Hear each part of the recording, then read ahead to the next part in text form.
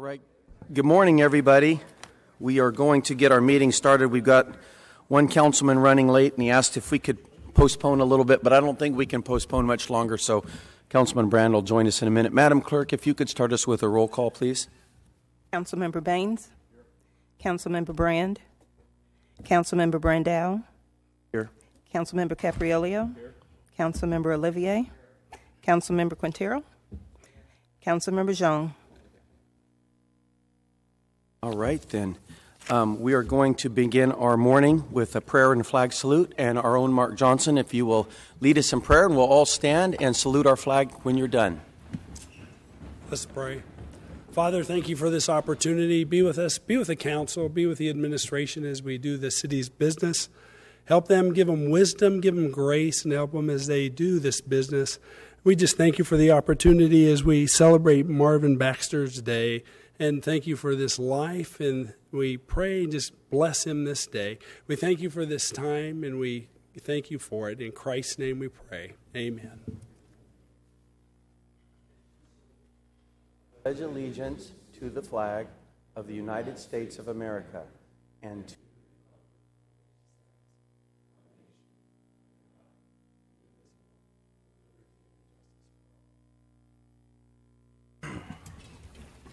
Thank you, Mark.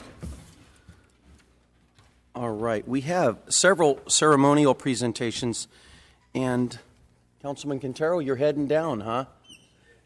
Have we already? Oh, yeah, I see the little pet right there. Good deal. Our first presentation is the SPCA Pet of the Month, and it's Councilman Quintero's turn to meet a new little puppy, it looks like. Look at that. What is that? Is it wrapped up in something? Yeah. Cool. So.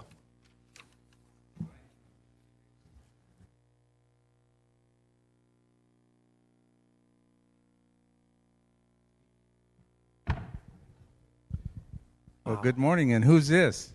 Good morning. So I'm from the Central California SPCA. Today I brought my little friend. This is Boo. She came into us as a stray, wasn't reclaimed by anybody, so we put her up for adoption. She's about 2 months old, spayed, and ready to go. So this is little Boo. Mm-hmm. Well, I was told that Boo had a great time trick-or-treating. She didn't have to put on a costume, and now that she's eaten all her dog bones and everything that she got for Halloween, now she's ready to be adopted. And I noticed when she was sitting here that she was looking at this group right here. So she's ready to be adopted. And what are there's also a program that you have for folks that adopt a pet, that they have their health checks and everything? Yes, So as part of the adoption, the dog would be spay neuter, microchip licensed, vaccinated. You get a free vet visit and then pet insurance. So there's a whole package with your adoption. And being that Veterans Day is coming up, we're going to have an adoption special. So the dogs are going to be half off to our veterans this weekend, starting Saturday all the way up until Tuesday. So certainly we have that good special for our veterans.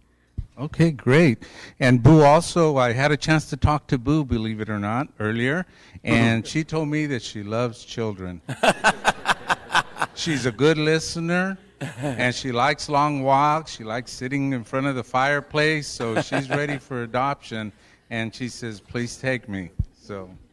And then now that it's getting cold, we're going to be needing blankets and towels and bed sheets and things like that, so you guys can certainly donate them to the SPCA. So these are some fleece cloth material that was donated, and they're our junior volunteers at the SPCA made them. So they just, they tied them up, and so now we have these nice little warm blankets for our puppies. So kind of brought her up in this. But yeah, certainly you guys can donate anything that you'd like, and especially now the blankets and towels will be great. And groups and classes are also welcome to take tours of the facility at the SPCA? Certainly, yes, we do offer tours, and then we have a junior volunteer program, a youth work experience program, and then our adult volunteer program. So certainly they can get involved in many ways, whether it's volunteering, donations, or adopting. Okay, well, thank you very much, and I'm sure she's not going to be there very much longer now that she's gotten this TV exposure. Certainly. Thank you very much. Appreciate it. All right. Let's give them a big hand. Yes. And Councilman Quintero, stay right there because you're sponsoring the proclamation, Supreme Court Justice Marvin Baxter Day. Thank you. Justice? Today, we're honoring retiring Supreme Court Justice Marvin Baxter, and I wanted to, it's an honor for me to call him forward and congratulate him on his retirement. I'll tell you that that the Justice and I, he was a very good friend of my brother's, and so he knew me since I was this tall, and would come over to the house and visit a lot. So in those days, I kept quiet a lot, so I learned a lot, and I want to thank you for that. It really helps. Today, though, I wanted to present to you a proclamation, Justice, from the City of Fresno and the Fresno City Council, and I'd like to read it to you. It's from the City of Fresno and is hereby presented to Marvin R. Baxter. It is with great distinction and pride that I join in honoring and congratulating Supreme Court Justice Marvin R. Baxter on your upcoming retirement and 32 years of public service. 32 years. Your lifetime of service and career-long efforts to promote the cause of justice, uphold the rule of law, and protect the rights of all citizens has proven to be invaluable. Our city gratefully acknowledges your many notable accomplishments. Please accept a heartfelt thank you on behalf of the City of Fresno. Congratulations on your retirement and best wishes on your future endeavors. On behalf of the City of Fresno and the City Council, I do hereby proclaim Thursday, November 6, 2014, to be Supreme Court Justice Marvin R. Baxter Day in the City of Fresno. Congratulations.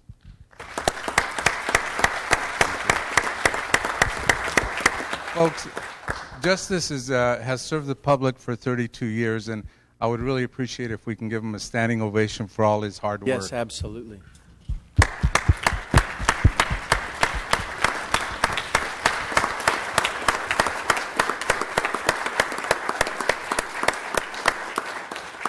Well, thank you very much, Sal, and members of the council. Our relationship with the Quintero family originates from Fowler. My brother, 3.5 years older than me, was a journalist, and he wrote this story about Sal's oldest brother, John, who we referred to as the Golden Toe because Fowler defeated Kingsburg that year with a Quintero field goal at the last second of the game. And I had the distinct privilege of being a classmate with Jess Quintero, Sal's brother, who I consider a very good friend. And I've enjoyed the relationship with Sal as well. I am a native of Fresno County, born and raised in Fowler. Practiced law here in Fresno.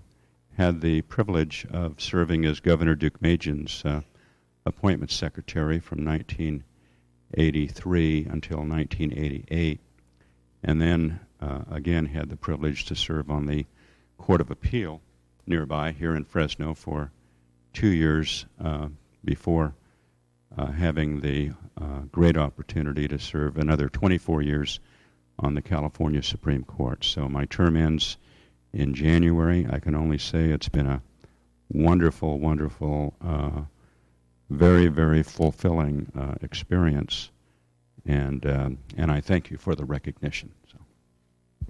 Thank you, Judge. And Judge, are you the first Supreme Court Justice from the Valley? I'm quite certain I'm the first and only native of the Valley. And there's a legendary Supreme Court Justice, Justice David Terry, who served in the late 1800s, who was a native of Mississippi, ultimately settled in Stockton. The reason he's legendary is because he won a pistol duel against U.S. Senator David Broderick, and he was also at a later time actually shot and killed by a deputy marshal of the U.S. Supreme Court. So when I was asked to follow his footsteps, it was with some trepidation. But there is another member of our court, Justice Carol Corrigan, who is a native of Stockton, although she's a current resident of Alameda County. So I feel very fortunate that Governor Deukmejian selected someone from the San Joaquin Valley to serve on the court. Well, Judge, we're really truly honored to have you here today. We thank you for the invaluable service and recognition that you've given our valley. You're one of the people that has done a lot to enhance the richness of this valley and been able to fly under the radar. And so we really want to thank you, because I know your accomplishments are just outstanding. And once again, thank you, and we wish you well on your retirement. We're glad you're staying in Fresno. Thank you.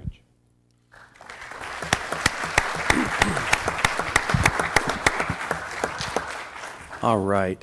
Our next ceremonial presentation is from Councilmember Clint Olivier and myself, and we're going to do a proclamation of Jennifer Lipp Day. So I'm going to join Clint down at the podium.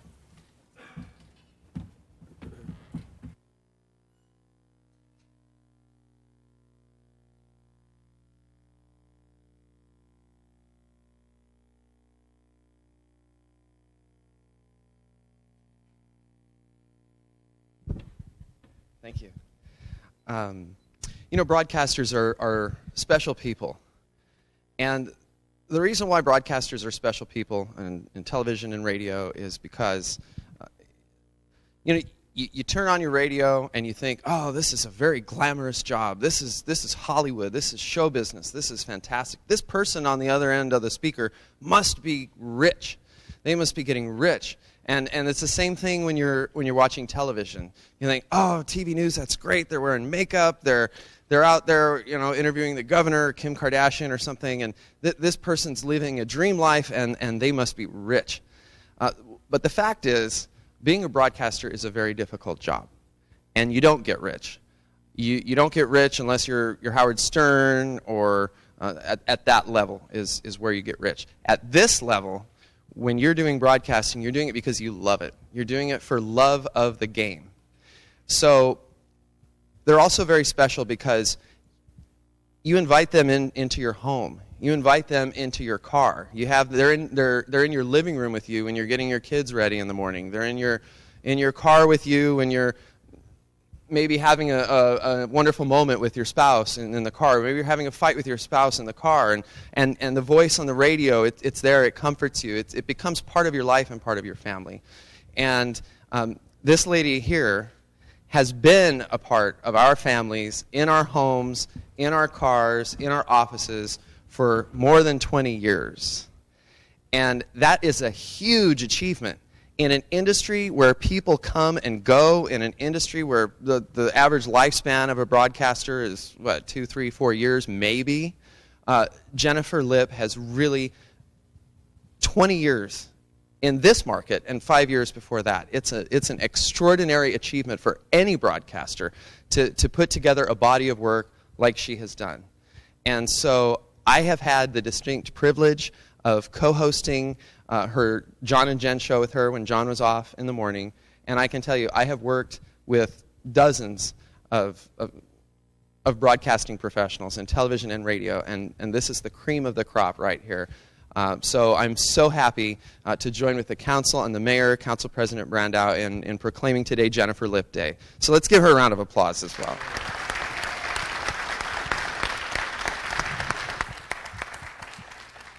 And I'm going to read this proclamation, then we'll have Steve say a few words, and then you better think of a speech. What I'm trying to do is make the person who's never speechless, speechless. So we'll see if we can do that. Thank you. Whereas Jennifer Lipp was born and raised in Philadelphia, Pennsylvania, studied broadcasting at SUNY at Buffalo State College, where she wrote for both the college paper and Metro Weekend newspaper, and began her radio career.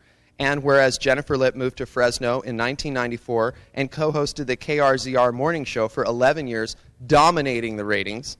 And whereas Jennifer Lipp was a co-host and then solo host for 105.1 The Blaze from 2008 until 2012, becoming one of Fresno's top radio personalities. And whereas in 2012, Jennifer Lipp began working at KMJ, the powerhouse, and in 2013 started the John and Jen show that is simulcast on both the FM and AM KMJ stations. And you should know that in the most recent ratings, Jennifer Lipp, this lady here, threw Rush Limbaugh down a flight of rating stairs and defeated Rush in the ratings by a very huge margin. I think that's quite... as she's also taken out Howard Stern on our airwaves in the ratings. So those are two huge achievements. Whereas Jennifer Lipp will be moving with her husband and 3 children to Arkansas, though Fresno will always remain in her heart, and she will remain a part of Fresno. Now, therefore, be it resolved that we, Mayor Ashley Swearingen, and Fresno City Council members do proclaim November 6, 2014 to be Jennifer Lipp Day in the city of Fresno. We are grateful for the years you have dedicated to bringing news, entertainment, and joy to the people of the city of Fresno. Congratulations. Here you go.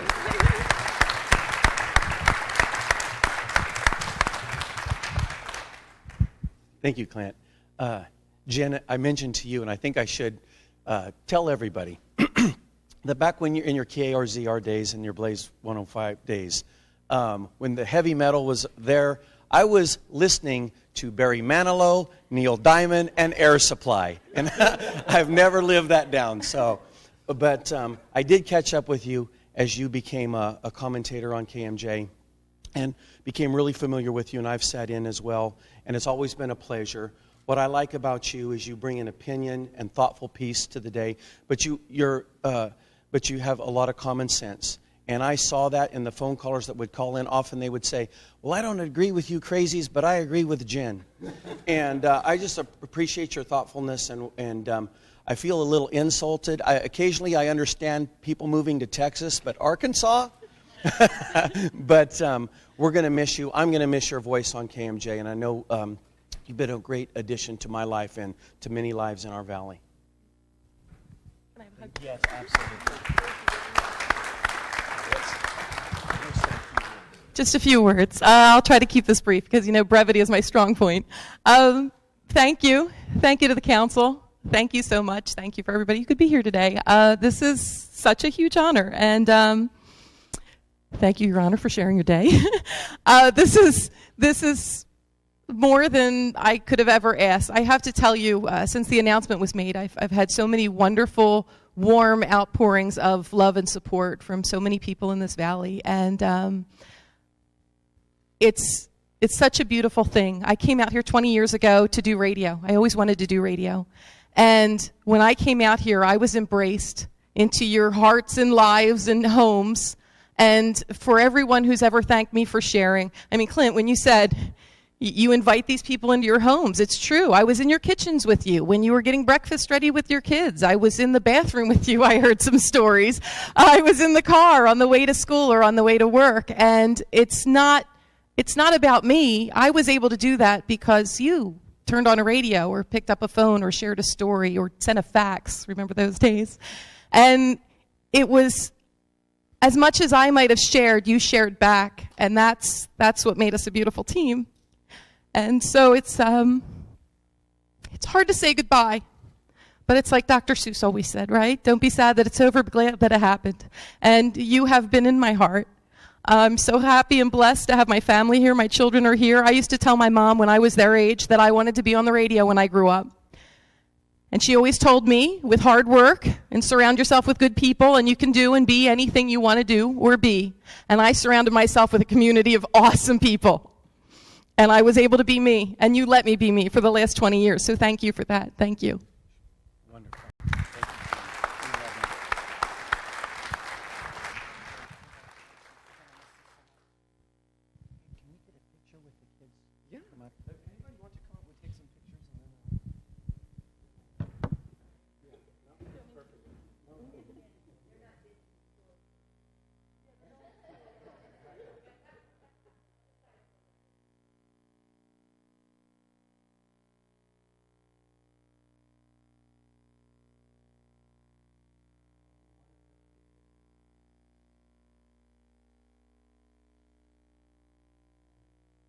so much, Jen. We're going to miss you.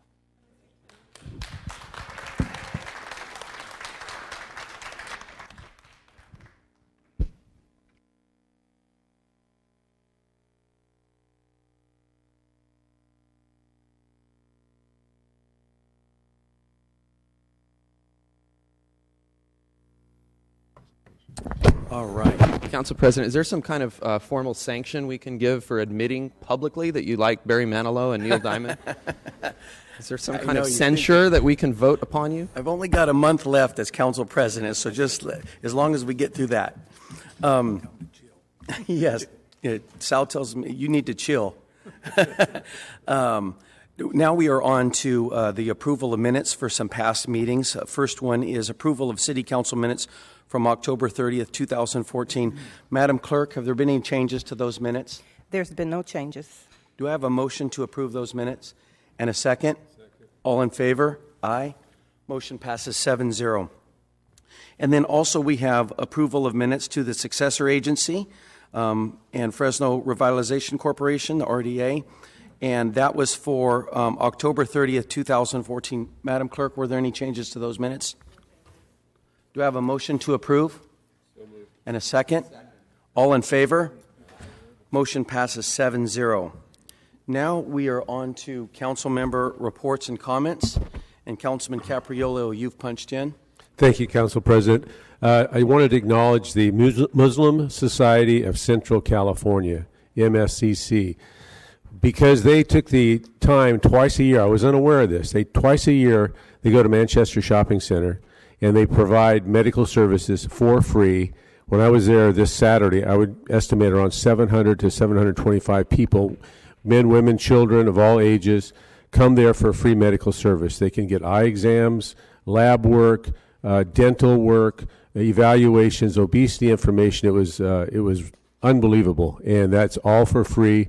The Muslims Central California Committee, they put all that together, and I wanted to thank them and acknowledge them. They do it twice a year, and look for it in your papers and radio news, because when it's there, you have people that might want to take advantage of it. It's absolutely free, and it was quite an experience for me. I really was moved by their generosity. So thank you, Council. Right. Any other council members?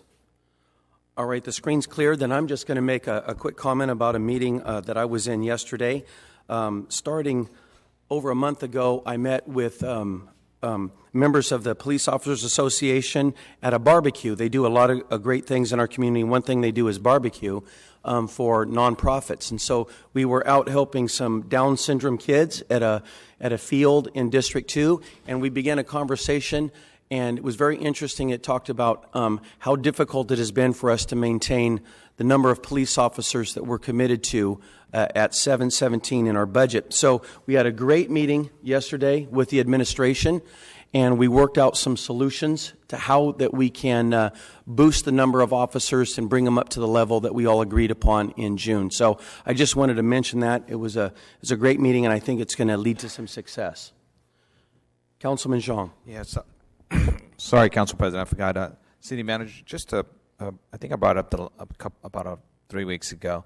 This is about the lights. I know that was reported over in the Fresno High, that they're doing their Christmas, I believe, out in the area soon, and I haven't gotten an update if that issue was addressed, especially by the high school and also the neighborhoods within that area. So can you at least talk with me after and see where we are?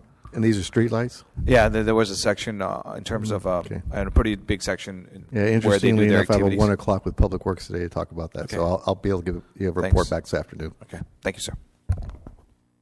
All right, screen is clear. So we're on to the approval of today's agenda. Madam Clerk, have there been any changes to today's agenda?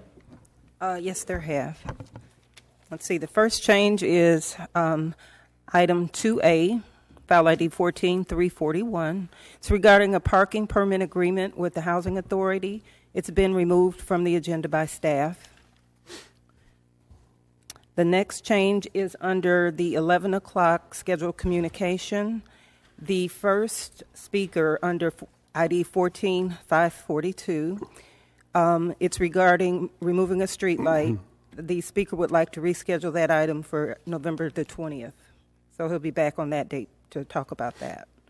And the last change is item 1045. It's been removed from the agenda to return in January.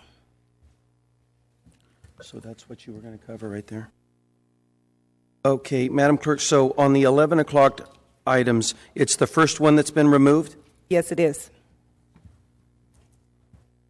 Okay. Then, Council, with these changes, do I have a motion to adopt today's agenda? And a second? Second. All in favor? Motion passes 6-0. Now we are on to today's consent calendar, and I'd like to ask if there's any members of the public that would like to make a comment on anything that's specifically on today's consent calendar. Please step up to the microphone, and if there's anyone. All right, then. Council members, we're about to adopt our consent calendar. Are there any? Councilman Capriolio. If we could pull item 1B for discussion. Okay.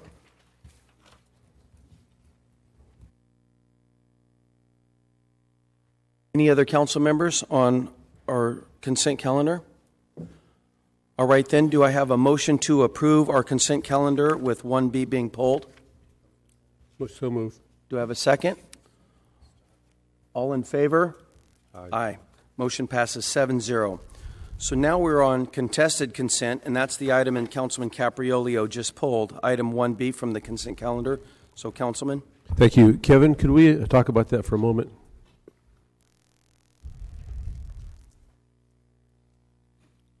Could you explain that to us a little bit, what we're trying to achieve here?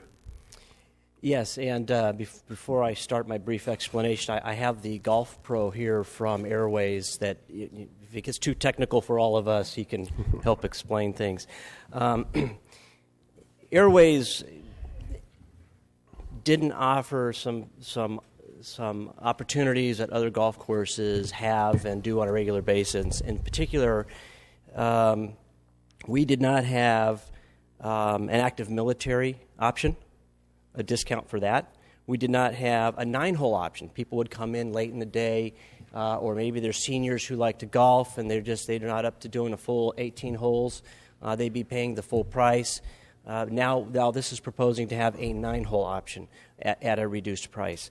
We didn't have a super twilight, meaning later in the afternoon option, at again a further reduced price.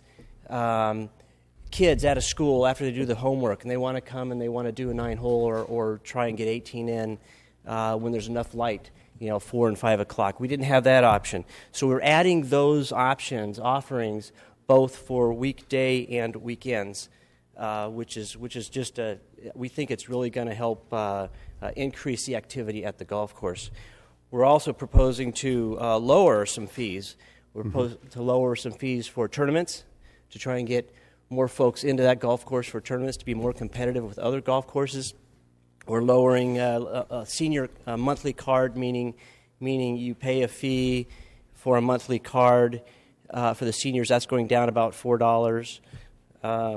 We're also lowering some surcharge fees, and I'm not a huge golfer myself, but the surcharge fee is if you buy a monthly card and then you show up to golf, there's a small fee you still pay, $4 or $6 or something like that. So in a couple of areas, we're lowering those fees as well.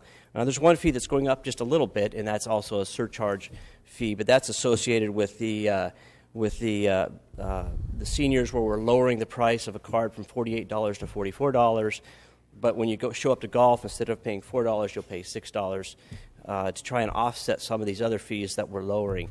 In the big picture, we think this is a really good thing for the course because we have the additional offerings, and there's a lot of fee reductions across the board here, and we're trying to be competitive.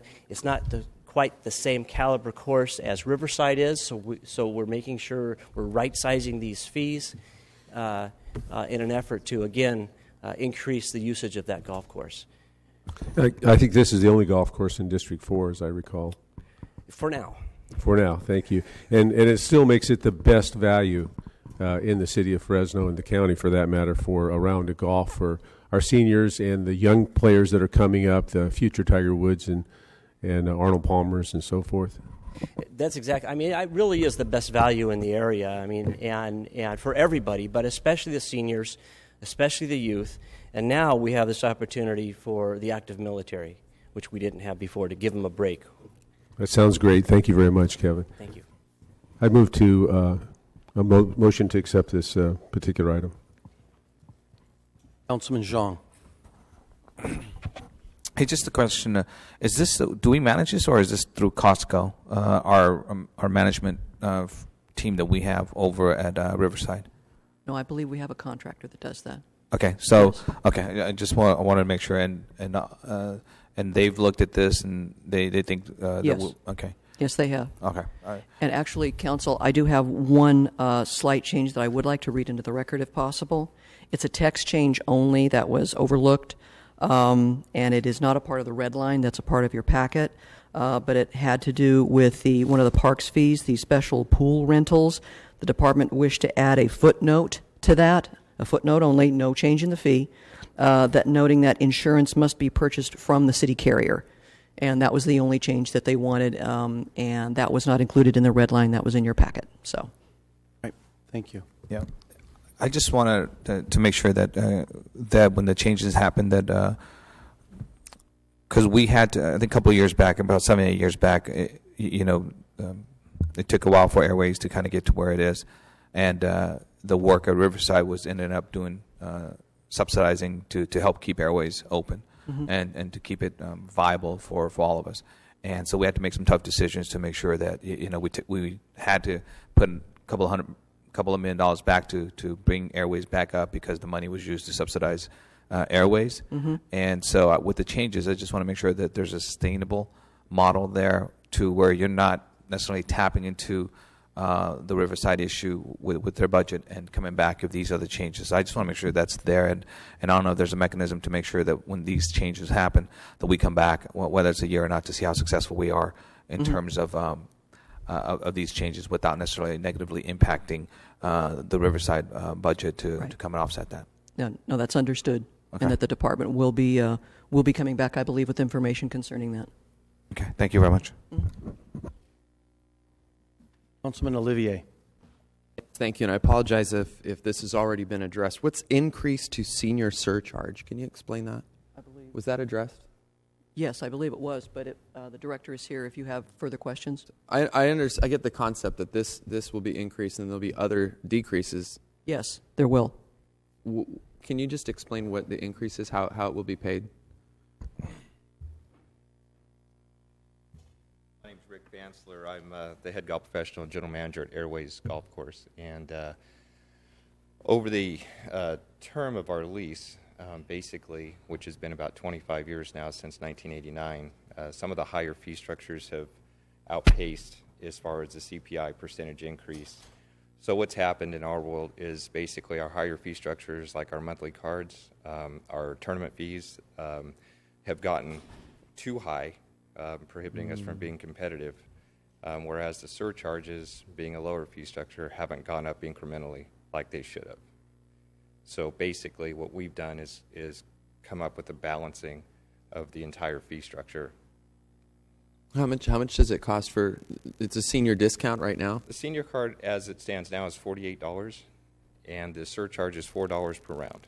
Okay. And that's basically Monday through Friday, and then weekends after 12. And it's going up to? It's the card itself will go down $4 to $44. Okay. And the surcharge will go to $6. Okay. And Riverside's at $6.75 at the current moment. So, being not the caliber golf course or not the regulation golf course that Riverside is, we like to keep our fees just slightly lower. Very good. Thank you.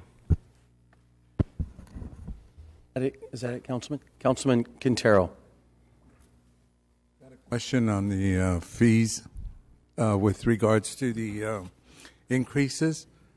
The money that you'll generate, I know it starts off slow at first with the fees. What are you going to? Where's that money going to go to? Is there any particular fee that you're referring to, council member? I just want to know where the money's going.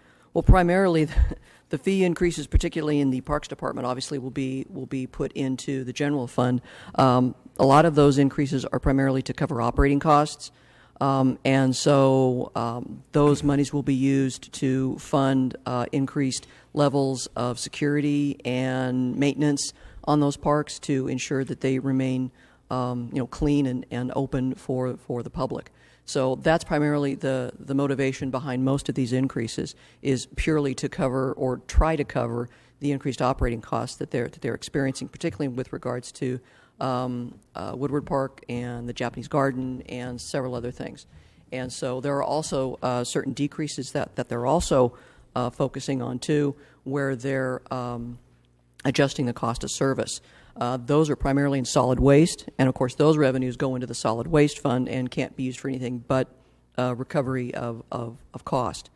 There are a couple of fees in development department. Those are pass-throughs. Those are state pass-throughs. We don't keep the money, excuse me, and we are not responsible for setting the fee. We simply have to change the master fee schedule to comply with the state change, and we pass the money on to them. And so it goes to various places. Obviously, the Airways fees will stay with Airways Golf Course. And so it's not just one place. It's actually various funding sources. Okay, and well, the reason I'm asking the questions is that we're getting money from one pot, and then we're just spreading it out. And I mean, I know for years we've needed to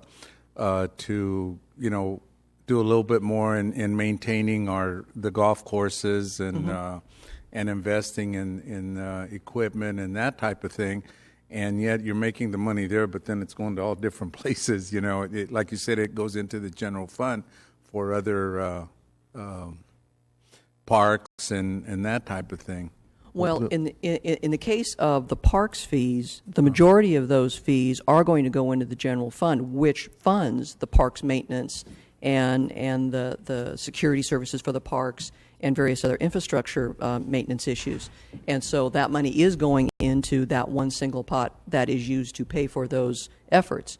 The Riverside money, it goes into a separate account for the Riverside Golf Course. And so, okay, good. And so there are separate pots, and they will be directed to those separate funds in order to maintain those infrastructure assets.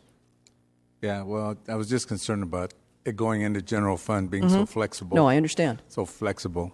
I understand. So I understand. That was my concern, and I've known Rick for quite a few years, and he's got a passion for the golf course and maintaining it, and he's got a long family history there as well. So I know he's doing the best he can to take care of it, and he didn't tell me to say all that stuff, but I know we need to. And if I could, Councilmember, the increases specific to the golf course operations, those revenues go back into the golf courses, whether it's Riverside or it's Airways, because Airways is, as I've pointed out to Kevin on more than one occasion, is an FAA asset. So therefore, the revenues derived from the fees paid are reinvested back into the course. They don't come into the general fund. So they're firewalled.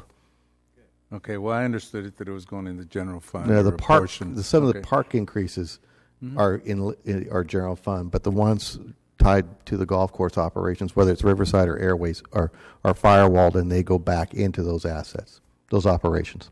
Okay, thanks for the clarification. Thank you. All right, and screen is clear.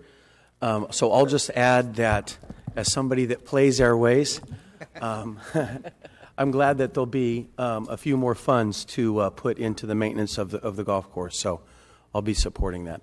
All right, we have a motion. Did you second it, Sal? I can't remember. Do we have a second? We have a motion and a second. All in favor? Aye. All right. That motion passes 7-0. Let me ask, any opposed? All right. That motion passes 7-0. You were Mr. No last week.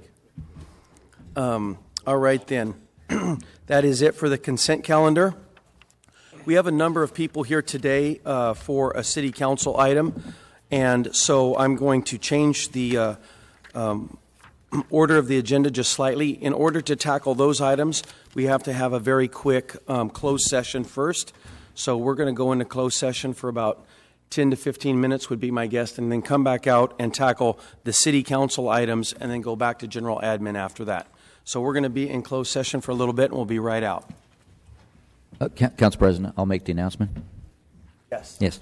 In closed session, we have anticipated litigation, the claim of Richard Smith, and also existing litigation entitled the City of El Centro, including the City of Fresno versus Lanier.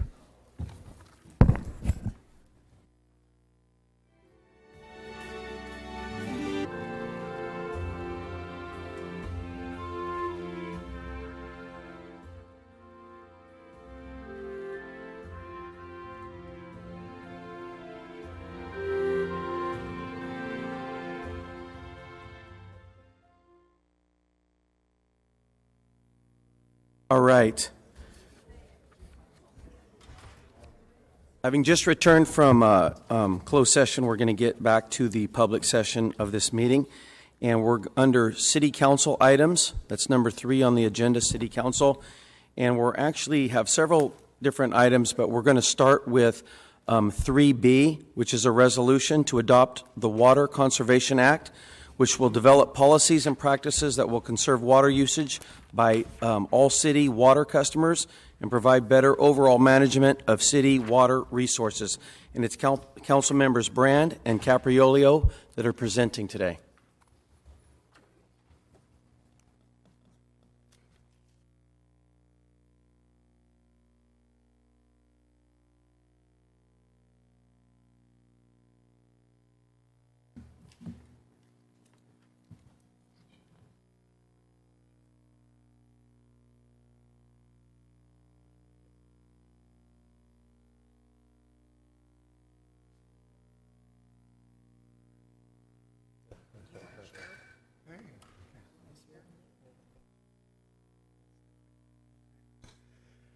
Good morning, council members.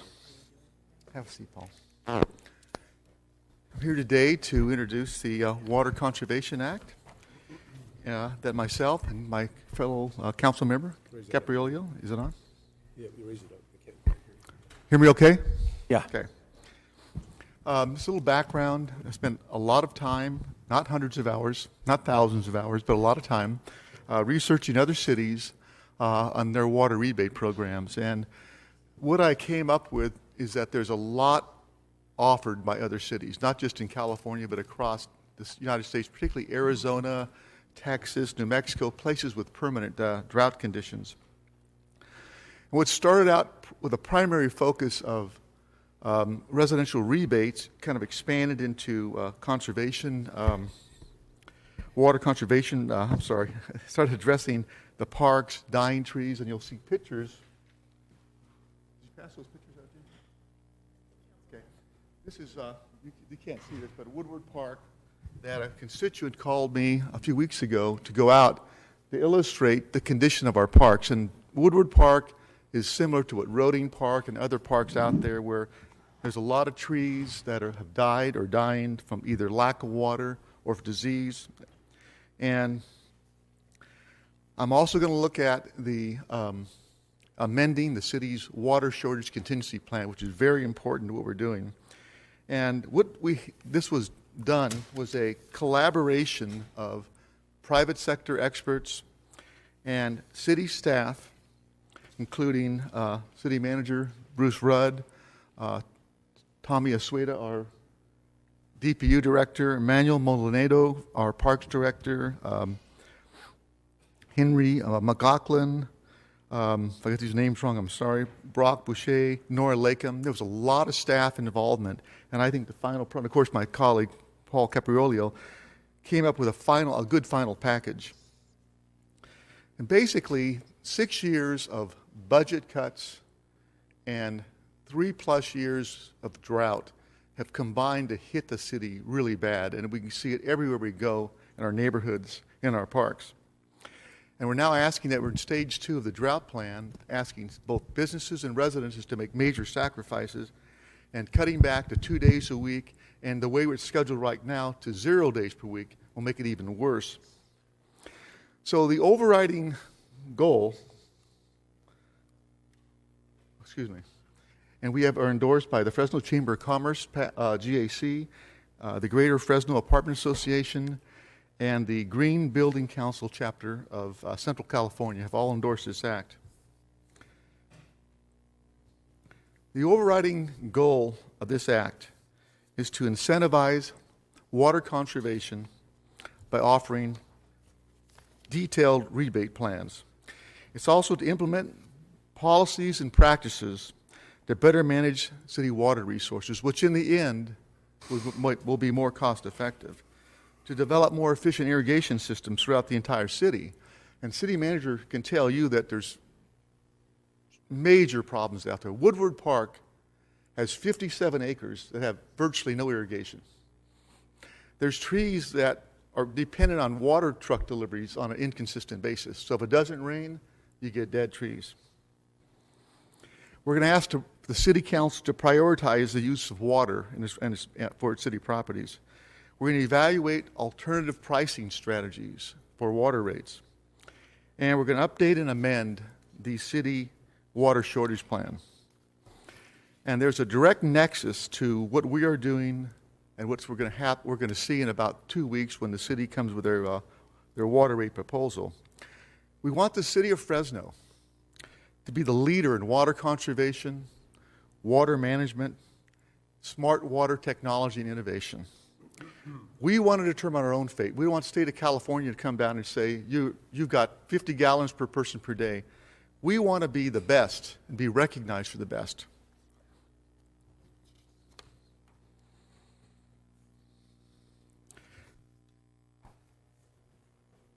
We're establishing a $250,000 water enterprise rebate fund. Actually, there's a current fund of $225,000 that I was not aware of, Paul was not aware of, I think a lot of people up here weren't aware of, so we're basically formalizing this over a 2-year period, $250,000 each.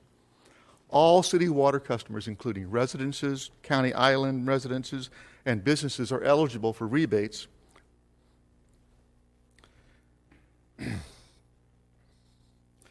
It outlines an application form. The city has a process where they will randomly audit applications. And the specific items will be discussed by my colleague Paul in a few minutes. We're also going to, I'm faster than the PowerPoint, talk about recommending that landscape standards be applied and evaluated for the 2035 general plan through the development code based on long-term drought conditions. Because if these drought conditions continue, we're in stage 2 or even worse in stage 3. Stage 3 has virtually all outdoor watering banned. And that is, in essence, a de facto moratorium on building. What's really important. So we're asking the city to prioritize its water resources and develop more efficient irrigation systems with a primary focus, at least initially, to preserve older, mature trees, because we can have a lawn die, we can have a street that needs resurfacing, curbs, gutters. If a 50-year-old tree dies, you just can't replace it like that. I don't think I'll be around 50 years from now to see the newer tree sprout. Maybe Paul. And so we're asking that the city, the council, and the city manager explore developing a special strike force team that would be initially creating an inventory of trees and evaluating current tree conditions and focusing on restoring these trees. And that will come at a later time. And that will have a monetary factor to it, so it'll come back to the council. We want a better managed city usage of water. We want to adopt best practices and smart water procedures. And what we're doing now, we live in the most productive agricultural area in the United States. And through necessity, farmers have went from flood irrigation to high-tech irrigation, where they have smart controllers, satellites, that communicate with satellites. You have drones that measure barometric pressure, moisture content. It's very precise, very scientific, and very cost-effective. We want to adopt those best practices in the private sector to the city of Fresno. And Paul will go in more detail on the plans. We're going to ask the city staff to review and evaluate the legal requirements to look at an alternate pricing structure, more commonly known as tiered rates. And tiered rates could be anywhere between two blocks of rates to as many as 5 blocks of rates. There's several examples throughout the state of California. In fact, the city of Clovis has a 3-rate tiered rate system. Irvine Park in Orange County has a 5-rate. We're not advocating either for or against tiered rates. We're simply saying, asking the city to take a look at it. And from talking to the city attorney, this is not an easy task. Prop 218 has some very stringent requirements we have to go on this, but I'm simply introducing this to take as an alternative.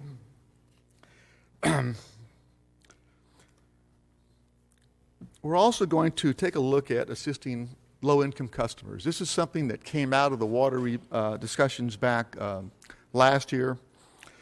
And we're asking staff to review and evaluate implementation of what PG&E does. They allow customers on request to average out their bills. So in the wintertime, your water bill may be $10 a month, and maybe up to $100 a month or $50 a month in the summer. Those can be averaged out, and we believe that can be done. We're going to look at lifeline rates, but with lifeline rates like they have in PG&E, Prop 218 puts severe restrictions on what you can do and what you can't do.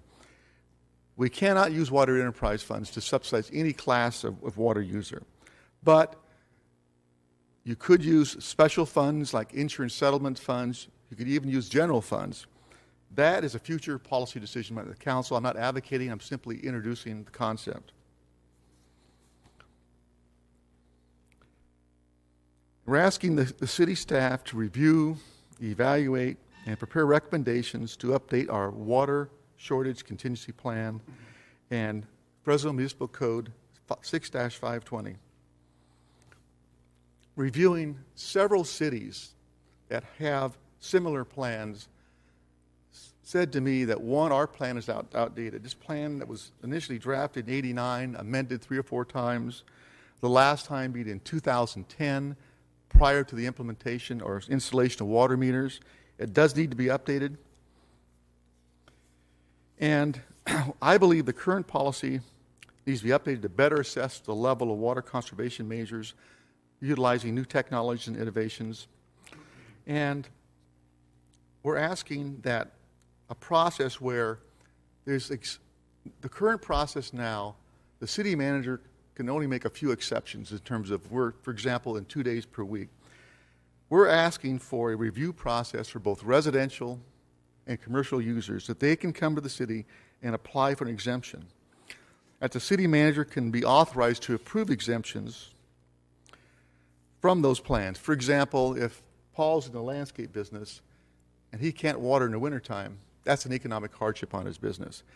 If Member Baines has a beautiful shopping center out in Northwest Fresno, and he has a smart controller, a drip irrigation system, and he can demonstrate that his system operating maybe 5 or 10 minutes a day uses less water and keeps his grounds greener than versus flooding out 1 day a week or 2 a week, he can be granted an exemption. So it's very broad, greatly expands what the city manager can do. It also, we're advocating that we put exemptions on city parks and recreation areas. So if our kids are playing soccer or baseball, they're not playing on hard pan, they're playing on the grass. When we go to a park, the tree is going to be green, and there's some grass is green. I think these are all public dollars. We believe that's part of the prioritization and exemptions from some of these more drastic areas of the water contingency shortage plan. Effective December 1st, we are going to go to 0 days per week. That's the current stage 2. We're recommending that when the council addresses the water rate on November 20th and the time after that, that we change that to allow for at least 1 day per week. That's a big difference. We're also asking they change the hours of operation, which have been very confusing to a lot of people. And this is basically going from 9 a.m. to 9 p.m., so you're not crossing days on your water. And another really important item is that we change the triggers, the stage triggers that currently exist to go from stage 1, 2, 3, and 4 to be based on available water supply rather than a reduction in the amount of water. And that's really important because the way we're set right now, if this drought continues through next year, by July 1st, we may be in stage 3, technically. And stage 3 is draconian. It's all outdoor watering is banned. We believe through smart management and taking preemptive moves now, we can avoid going to stage 3. And this has a huge impact on the entire city. And Paul will go in more details on the specific types of exemptions that are allowed. So finally, what are we going to do today? What are we accomplishing? Number one, we're going to formalize the rebate fund at $250,000. Number two, we're going to greatly expand the current list of water rebate items and increase the rebates up to $1,000 per property. We wouldn't go higher because with only $250,000, we went up to $10,000, you'd have 25 people and you'd be gone. So we're trying to be reasonable. We're going to try to look at the 2035 general plan and apply landscape standards based on drought conditions. We're going to establish water demonstration sites. This is where you have a park. They're going to have drip systems, xeriscape plants. Anybody in Fresno at certain convenient locations can go there and learn how to save water through either improved irrigation systems, re-landscaping, turf conversions. It'll recommend that the city staff create a special tree and maintenance and irrigation team. That's subject to council approval. It'll recommend that the city improve its water usage management and develop smart water policies, which are being done in the private sector. And the San Joaquin Valley is a leader in the world on these technologies. Again, it's going to ask the city staff to come back with a budget to fund these things. And I can tell you already, we all know we have $100 million worth of street maintenance, curbs, gutters, fire trucks. It's a long list.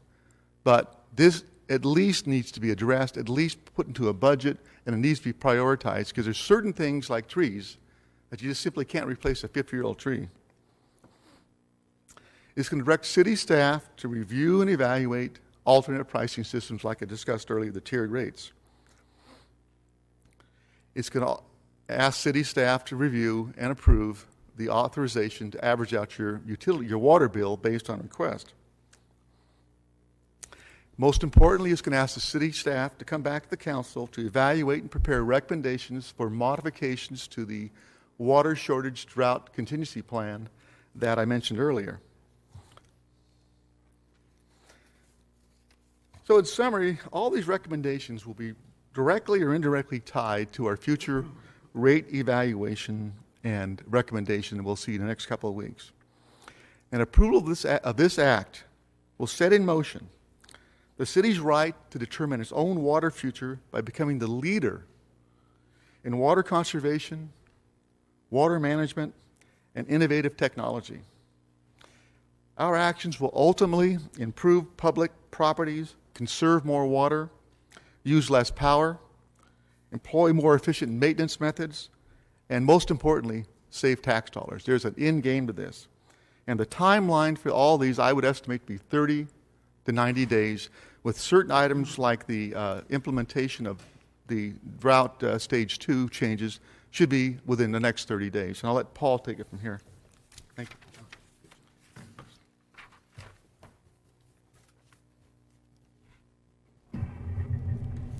you. Thank you, Councilman Brand. That was a great presentation on all the aspects of this particular Water Conservation Act in great detail. So what I want to tell you about today is, of course, the goal is to reduce water in our usage in our community. We want to conserve our consumption rates and get them lower. I want to tell all of you, and I think you're aware of it, the citizens of Fresno have done a great job in conserving, and we're on the right path. This will enable them to further conserve and further reduce their water usage and get us back on track with greening of Fresno. So a public policy statement such as we're making here, it's designed to build the park system, not only to keep the mature trees alive, but to provide areas for our people to play, have fun at parks in general, a green oasis. We'd like to try to get back to that fundamental value of a place where people can go and enjoy themselves with green space. That's part of our green space recovery program. Therein we will inventory the trees. we will hopefully convert all trees to irrigation and to drip. And that would preclude or prevent the photographs that are behind me with results if we don't do this. We want to also redesign the irrigation system. And again, the emphasis would be on the sports areas of our parks, not necessarily the passive green space. And of course, trees. Now, Lee mentioned the rebate process. That's up to $1,000 per home or business. This applies to businesses as well as the residential areas. We want everyone to get involved with this. The rebates would apply to smart irrigation controllers that Lee discussed. They also have sensors for rain and soil moisture. They will actually, the sensors can tell the controller whether to water or not. You don't have to worry about it. It's all part of the science of irrigation. The $1,000 per family rebate would also apply to synthetic turf, of course, toilets, washing machines, and any other appliance of that nature. It is contained in detail in the Water Conservation Act. We also wanted to simplify the website so the citizens can get on board, follow the website. It'll take you to all these various options that are available to the citizens of Fresno. For me, the best way to understand and implement this particular Water Conservation Act and to participate in it is, I think you must first use the City of Fresno's free irrigation evaluation and consultation service that, again, is provided for free to all the citizens, businesses, commercial, real estate here in Fresno. Personally, I made that call, and they came to my home. They were very courteous, prompt, energetic, and did an evaluation of the exterior of my home as well as the interior. It took about 45 to 50 minutes. With that result, they were able to tell me what things I could improve upon. And they gave me a list of items that could help me make those improvements on my personal residence. It was a great experience, and it helped me determine my needs. And I would encourage everyone to take advantage of our water department. And for those that are listening and watching, it's 621-5480, 621-5480. Give them a call. They'll schedule you. They'll help you come out and understand your situation in the water that you're using. As a result of that, you can then get involved with the rebates and see how that works. And why do we want to implement this? Because it not only will save water, it'll save electricity, reduce your maintenance fees and costs on your home, your business, your commercial enterprise. So the key always is this water conservation won't work unless you do. That is the citizens of Fresno. And again, they're doing great, but we can do better. All of us can do better. So my approach and suggestion is call the water department, get their conservation team out, let them evaluate your property. That will segue into rebates and what are applicable to you, expedite the process, give you locations where you can purchase the items that are particular to your residence. And the net effect, again, is to implement our public policy statement, not only to conserve and reduce the consumption of water, but that will enable us with the priorities that my council colleague Brand discussed. It will enable us to reprioritize, and that gets our parks green, that gets our trees living, and we can continue to prosper and be the great city that we are. That concludes our presentation. Any questions, please feel free. And we'd like to make a motion to adopt the Water Conservation Act. Second. All right. So what we'll do, guys, you guys want to come back up to the dais, and then we'll take comments from the public, and you can answer questions up here, and then we can vote. So I'd like to ask any members of the public that would like to address this item to get ready. First, I have two that did turn in cards, and we're going to take them first. Laura Grumas and Rachel Eslick. So Laura, you're up first. And then if anybody else wants to, they can come after these two ladies. All right. Good morning, council members. My name is Laura Gromas. I'm with the U.S. Green Building Council, Central California. We are a nonprofit dedicated to transforming the way our communities and buildings are designed, built, and operated. Amongst our members are engineers, architects, and construction professionals that are experts in green buildings, amongst others, water conservation. We want to express our support for the proposed Water Conservation Act, especially for the proposed permanent solutions to reduce water usage in our area. In light of the task ahead and the scope of the changes needed, we hope that the proposed funding will be increased and that additional funds will be sought after. We want to especially support the proposed tiered rate because studies have shown that this really increases water conservation efforts in the community. Amongst the rebates, we want to support all proposed permanent solutions that would be implemented through those rebates. Furthermore, we want to encourage collaboration between all the city departments to have water conservation really as a focus of all departments to increase collaboration on this issue. As the details of the act are getting worked out and implemented in the city, we want to offer our expertise and help in going into the details. And furthermore, I want to extend an invitation to everybody to attend our upcoming workshop on November 12th next week on step-by-step to water-wise landscaping, which will go into the details of what it takes to transform a landscape to become water-wise, from low-cost to high-cost options. And where will that be?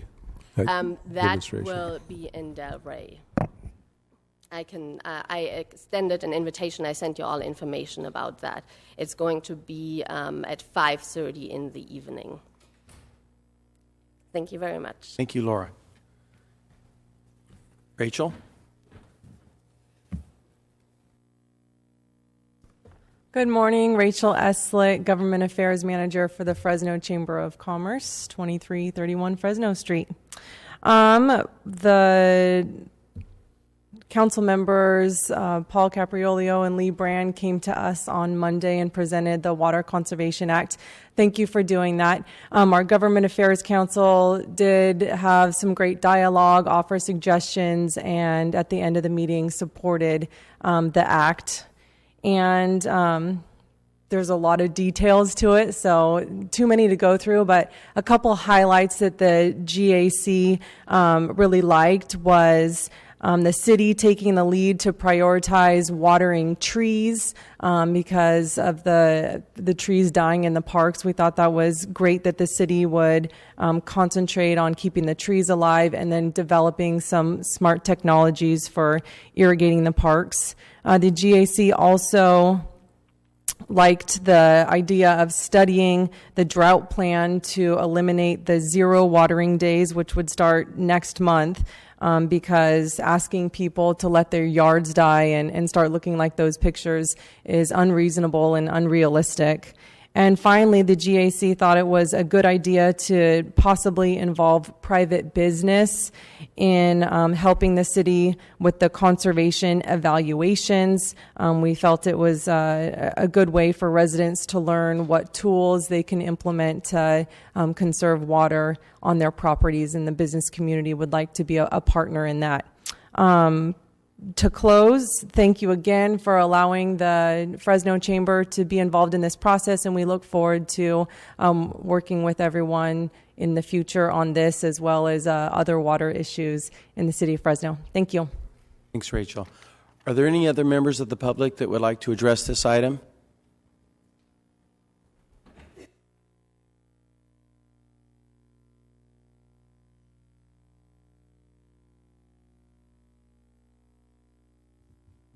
Council President Brandow, members of the council, my name is Bill Robinson. My business address is 906 N Street, Suite 100, and as you are aware, our firm is very much involved in processing entitlements, which is your approval, the political approval, of projects primarily commercial and industrial. When a project is approved, it has a set of conditions of approval that go with that project. And always contained in those conditions of approval are landscape requirements. I have with me a letter dated October 31st, which is the final letter, and in my business, that's the coup de grace, for a project in southeast Fresno where an $8 million addition is coming to completion. As part of the requirement, there's landscaping. $68,000 is the current price for the landscaping required for the completion of this project. And the letter from the city planning department under the planner's signature has a clause that says all improvements, including landscaping, must be installed in all conditions met prior to occupancy or final inspection as stated in conditions of approval. The owner of the project contacted me and says, what do I do? I've got this landscaping going in. I want occupancy before December 1st, but I can't water after December 1st. So I contacted the Water Conservation Division of the City of Fresno Water Department and talked to a Ms. Leslie Feathers. And she was very informative and probably not unlike the people that came out to Councilmember Capriolio's house. And she told me currently there's no allowance for new landscaping installations after December 1st. So I think that there needs to be a provision in your act or an amendment or something that allows new landscaping installations. And by the way, these new installations are up to the current standard because otherwise they wouldn't be approved on a new project or a major addition. And therefore maybe put a memo out to the planning department to allow this provision as a condition of approval in an entitlement process. So that's my comments, and if you have any questions, I can remain. Thank you, Bill. Thank Council you. President, can I say one comment? Sure. Bill, in this act, under the exemptions, there's an exemption that talks about basically what you're talking about, that when you're putting a new system in, that it grants exemptions. So that's one of the things that's in that list of exemptions. Okay. In addition, I think maybe a consideration for new installations, particularly because they're going to be they're going to be efficient, is maybe once a week may not be enough for 30, 90 days. Maybe you might consider that. Let me read this. It says, okay.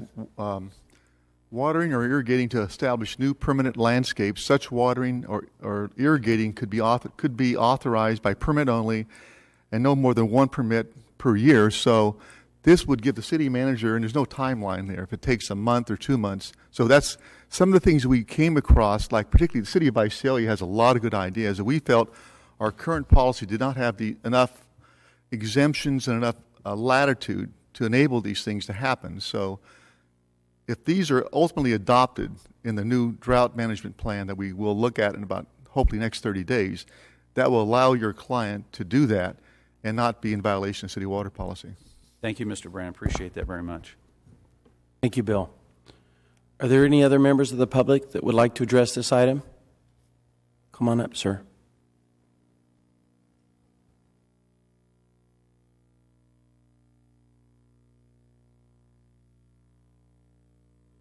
Good morning. My name is Tim Barker. I'm scheduled actually at 11 o'clock. I didn't know you were going to be doing this at this time, so I was going to address some of the same issues, and so if you'd allow me to do this, there may be some distraction, but I think we're pretty much on track with this.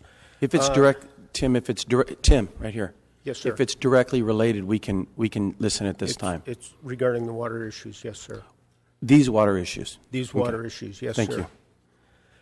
My name is Tim Barker, a resident of the city of Fresno. I've attended the previous 3 water forums. I attended because the opportunity was presented for the community to participate in the decision process. I do not have an opinion regarding the proposed water plan and look forward to this opportunity to be informed and considered in the process. What was readily apparent from the first forum onward was that this was a glossy presentation to promote and consider only the water department position. Okay, the Water Department stated at the community forums that Fresno has an overdraft of 40,000 acre-feet a year. And I'm going to kind of abbreviate this, and I did send a letter to everyone yesterday when I was notified that I'd be on here. But what has not been calculated into that number of minus 40,000 acre-feet a year is that the T3 facility at Armstrong, Dakota came online, which is 7,000 acre-feet a year, and actively engaging the public, which you've been talking about, to use low-flow toilets, shower heads, leaky faucets, etc., can save a minimum of 2,500 acre-feet a year. Other limitations for residential water use, another 2,500 acre-feet a year. Landscape watering, which according to the Water Department numbers is as much as 50% of residential water use, can easily be reduced without severely impacting landscaping by 30%, which calculates out to 30,000 acre-feet a year. Leaky infrastructure as a national average loses 16% of drinking water per year. The closest approximation to Fresno is Sacramento at 10%. This becomes minimum 5,500 acre-feet a year. These total up to 47,000 acre-feet a year, which the city was presenting that we're on 40,000 acre-feet overdraft. Here's 47,000 acre-feet without impacting anyone, without doing anything. Whatever improvements are necessary, i.e. to replace the infrastructure, should be done as an ongoing pay-as-you-go project. Is the Water Department proposing to garner $150 million, and I'm just picking $150 million, and I'm picking it out of the air. I don't know that number, to tear up every street in Fresno at the same time. To pay for voter-approved improvements, we should consider that developer fees have not paid the full price for new utility installation or increased demand. We haven't been shown that the improvements, even been shown what improvements are being proposed. In addition to the developer fees, which you've talked about, is the real cost of housing is a sliding scale or fee-based use. I can't believe that we don't do that here. And okay, so anyways, that's the 11 o'clock presentation. I have more things, and I'd like to please, as I pointed out, the state has tried to engage Fresno on a 1% loan for many of these improvements, but the city has resisted. The Water Department prefers an expensive bond which doesn't have restrictions on how the money is spent. Thanks, Tim. You got Thank you. a little off subject there, which I asked you not to, but we can hear you again at 11. Okay. Any other members of the public that would like to address this item? All right, then. Then, Councilman Brand, you've punched up. Yeah, to make one thing clear, the key is the implementation timeline. And when Paul and I discuss it at length, we believe that the item that needs the most immediate attention is the amendment and update of the water shortage contingency plan, specifically the ban on all winter watering and some of the other items. And the other thing, of course, would be the expanded list of the water rebate items. So my conversation with the city manager is to have that hopefully on our agenda so we don't get into December and have people virtually having no water days at all. So no promises, but I will work with the city manager, I'm sure, and our DPU director to get these items done first. Councilman Zhang. Thank you, Council President, and commend both my council colleagues here for doing a tremendous amount of work to bring this up to us and to really get in terms of the discussion what we need to do. And so the majority of the policies or recommendation here, I do support and agree, but there's two of them that I want to address a little bit. And maybe for the water conservation, the rebate fund that's tied to the conservation incentives that we have. You said that we currently have a $25,000 pot that's set aside. Where is that money coming from, Bruce? There's $250,000, and it's been in DPU in the Water Division's budget now probably for at least 4 or 5 years. When the last rate increase was approved by council, I think it was in 2008. So, and they've been using that to fund rebates ever since then. So there's already existing currently $250,000. That's correct. And that's that is different from our water department because of the Prop 218. So specifically, the money that's coming out of that is different from that 218. It was subject to the Prop 218 at the time. Okay, so we already went through the process to be able to isolate that 250. Mm-hmm. And then where would the second 250 come from for that 2-year plan? This would be what would be included in the next year's budget. Okay. And all this money is from our tax our ratepayers, right? The ratepayers, yes. Okay. And currently, our program right now is what we're limited at a $50 rebate. It depends on what the improvements are. We have a whole list of different things, from dishwashers to even evaporative coolers, I believe. And so it depends on what you're actually submitting a rebate for. And how successful we've been with this program? I would at least 6 years, if not longer, because I believe it's been in place for quite some time. So even under the previous rate, I'm going to assume there was a rebate program available. So it's been around for quite some time. So how successful have we been in terms of implementing this program? Go ahead, Tommy.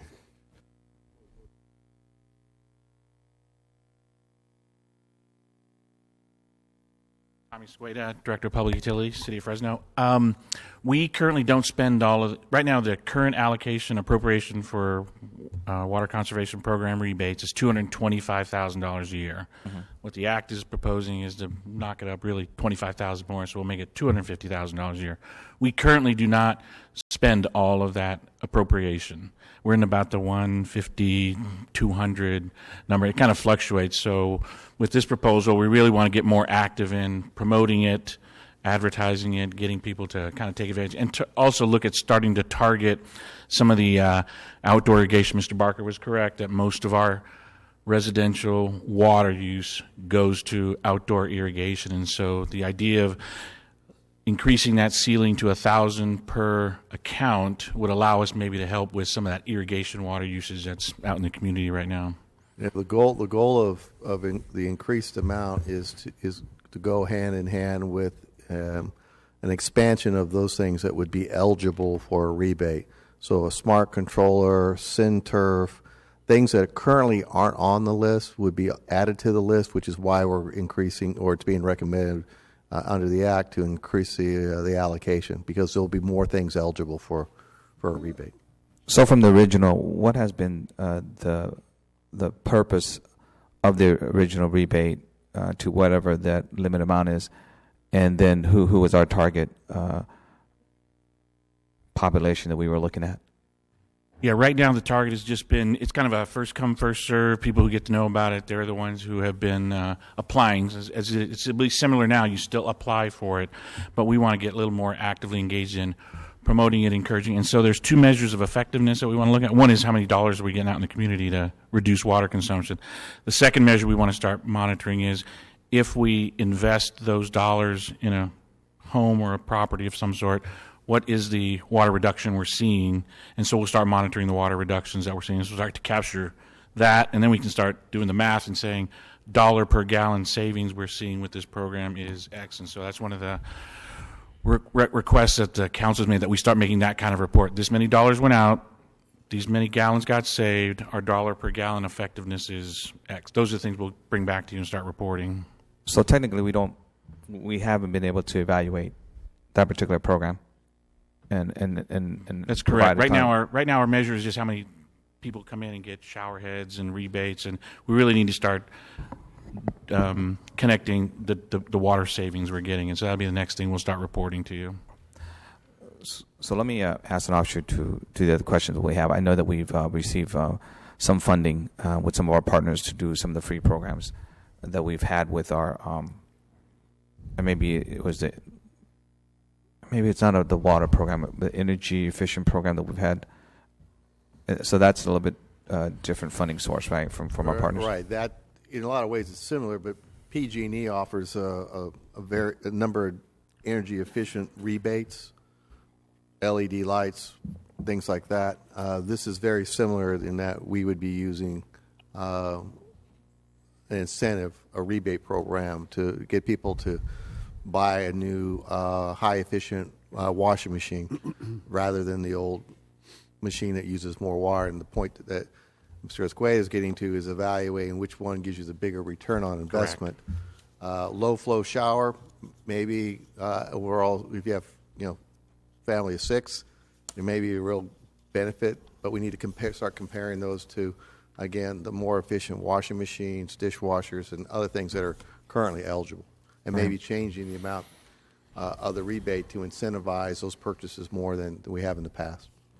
So obviously that's my first initial concern, is that we had a program and and we don't have at least some semblance of where we are in terms of how long we've had it and the type of population that we're going after, and how successful we've been in doing that. And now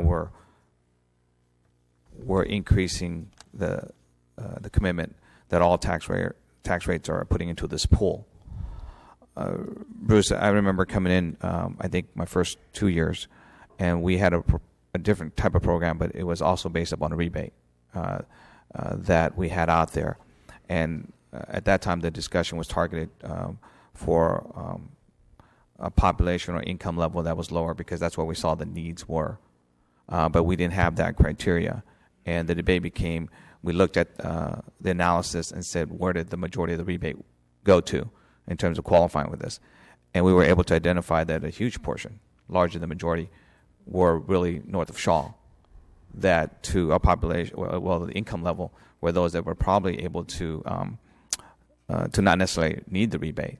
That the target we're trying to address is those that at a different lower income that would have more of a challenge in terms of doing the program. But that's what we're trying to do, is make those changes down to where it had a better impact to the cost saving at the residential customers. And at the end, we ended up taking that program away because it didn't meet the incentives of what we were trying to impact. And so this is what I'm kind of concerned about, is that we don't have some type of criteria that establish the target population. And then we're already opening this up to, from originally wherever the limit is, from $50 to now $1,000. And then who we are trying to target and who we're trying to save. Now, part of the program that I've seen that was similar, one of the reasons is that they're targeting older homes, because that's where we saw more of the challenges in terms of energy efficiency, water efficiencies, right? And older homes are usually south of our community with a certain level of income. And so that's where we were looking in terms of the target population. And so you can see some of the incentives why we want to make sure, because we're not only helping the families to get through some challenges in terms of upgrading, also paying less electrical bill, water bill, whatever it is that we're looking for. So unless there's a mechanism in here that we're saying that this is all the taxpayers' incentive, where the money is, that we're putting in here. And to me, it seems like there's a lot more of those at a certain bracket level than there is in a higher bracket level in terms of income. And yet, if the rebate goes to where the incentives then are those that can afford it, then it defeats the purpose of what we're trying to do, because we can identify that those face a lot of the water challenges and energy are the older homes in a certain specific demographic and geographic area within the city. And I don't see that here. So that raises a concern for me, and who actually is going to be able to take advantage of the incentive. That's one. The other program, the other piece, and not to say we can't be excellent neighbors, but again, if we're looking, including county islands, we have to be cautious about who's in the county island and who's going to be taking incentives from the city of Fresno taxpayer person. And so I'm not sure how this gets addressed in terms of this, and where we're going to end up able to identify. And so if these two pieces are better addressed, and there's a better, more strategic program about it and how the incentive works, then I think I may be able to move forward with the overall recommendation. Because the other pieces are fine, because it's either strengthening what we want to do and expanding our capacity as what we should be doing. But this two piece leaves, at least for me, some doubts in terms of where I would like to see the incentives, how the incentives should be rated, and who is really our target population, and how we're going to be able to address that. Yeah, and I understand that for the county resident who's hooked up to the city of Fresno water system, they are a ratepayer, and therefore they are paying into the program. They're participating in the program. So therefore it goes back to, well, since I'm participating via my rates, then why wouldn't I not be allowed to participate in the rebate program? And the outcome, similar to PG&E, and I don't believe PG&E's program is based on income. It is to reduce the amount of groundwater or the amount of water that we use as a community. So whether it's on the north side, east side, west side, or south side, or central Fresno, wherever we can reduce the amount of water being used as a whole improves the overall situation for all of us collectively. And so we could certainly go back and look at where these dollars have been spent, but I would gather to say that if I drove up to the north end of town, I may see more solar panels on rooftops than I would on the south side of town. But it still reduces the demand on the grid at the time. No, I think that's the debate or the discussion that we should have, because we're saying that we're incentivizing, but if that's the case, there's only a certain group that can do the program, right? I mean, well, there's a big difference, I think, in terms of income level. If you're above the poverty line, you incentivizing moving to this program to those that are above the poverty line that can do the program is the difference. Now we can debate about this, but I'm pretty close, and I know a lot of folks that are at the poverty or below, and this is not necessarily a priority in terms of efficiency, but we're trying to help and we're trying to move that particular community and provide the incentives, because we're going to look at tiers and all those things. It would be interesting to see where most of the incentive goes to and who has made those incentives, right? I mean, that's why the reason we had that debate 6 years ago about that program. And that's why it was removed, because it did not meet the incentives what this body was trying to do at the time. That there was a huge access in terms of equity and who was utilizing it, and those that we were trying to help the community in terms of getting those opportunities. And that's the challenge.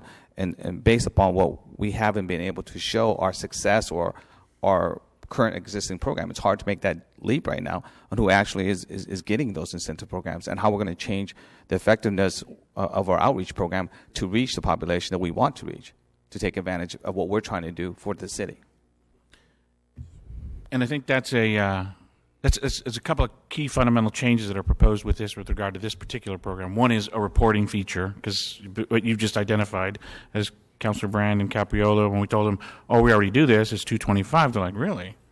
What can you tell me about it? It's like, well, it's a first come, first serve. So one of the requirements was we got to report back to you. You need the data to understand who's getting it, how much water are we saving, where is the distribution. So that's a report as a result of this. We're now going to make back to council on these are the dollars that were invested, and this is where this is the effectiveness we got in water savings, and this is the population of people that took advantage of it. So that's one thing that's different as opposed to what we do now. The other thing is the $1,000 cap. Even though it sounds like a lot, we don't have a cap now. People could come in and get a lot of rebates, and there's no cap now. So the idea of establishing the cap so that we could, make more dollars available to be as we go out and market, it was another feature that was added to this. So the idea that we're just going to come back to you now, in my mind, the most significant change is we've already been spending the money. We just haven't been reporting to you how it's going, and so that's what we got to start doing now, is report back to you who's getting it, what are they using it for, and what kind of water savings are we achieving. And the way it was written, if I recall, it's kind of like you wanted an annual report, but we wanted to really make a hard assessment after 2 years, because I think there was a proposal to maybe look at a different number, but before we jumped from 225 to some number was bigger, why don't we take what we got now and start documenting and getting this data together that you're suggesting we got to have. And I believe we got to have it too. We got to know where these dollars are going and how effective they're being. Yeah, and I want to make sure that that we jump into where we're at least trying to identify whether it's geographic or demographic in terms of what we're trying to do first before we begin to agree that this is where the incentive program should be at. And I think those should be brought forth to this body separately. If it's going to move as a package right now, I don't feel very comfortable right now because of the uncertainty of that program, or without the details that's in front of me. And I've asked, and so there's still some questions that's still out there, and I would love to see those details addressed first. But as I've said, the rest of the stuff it looks great, and it's moving expanding to what we currently have, and then allowing some flexibility. But until we address that particular side of the ratepayers' money, whether it's County Island or not, city, and how that looks to be distributed, and then our program of reaching out to all of our residents and making sure that there's equitable opportunities for everyone. That's what I want to make, equitable opportunities for everyone. Then this leaves it a little bit too broad for me to support those two particular pieces to go with the entire package. And I think, County Manager, we would, so right now the budget's already been approved for this year, so we're actively doing the program like we've been doing it. So when we bring forward the budget for next year, we can bring back, here's the number and here's the plan. That'll be something that we can kind of isolate for the council to look at and say, okay, what is all the questions you're just asking, who, what, when, where, how much, and here's the plan, and it'll be there for everybody to kind of review and consider as we prepare the budget and bring it to you for consideration. All right, thank you. I think that's all I have for right now. I'll listen to other my colleagues. Yeah. Councilman Capriolio. Thank you, Council President.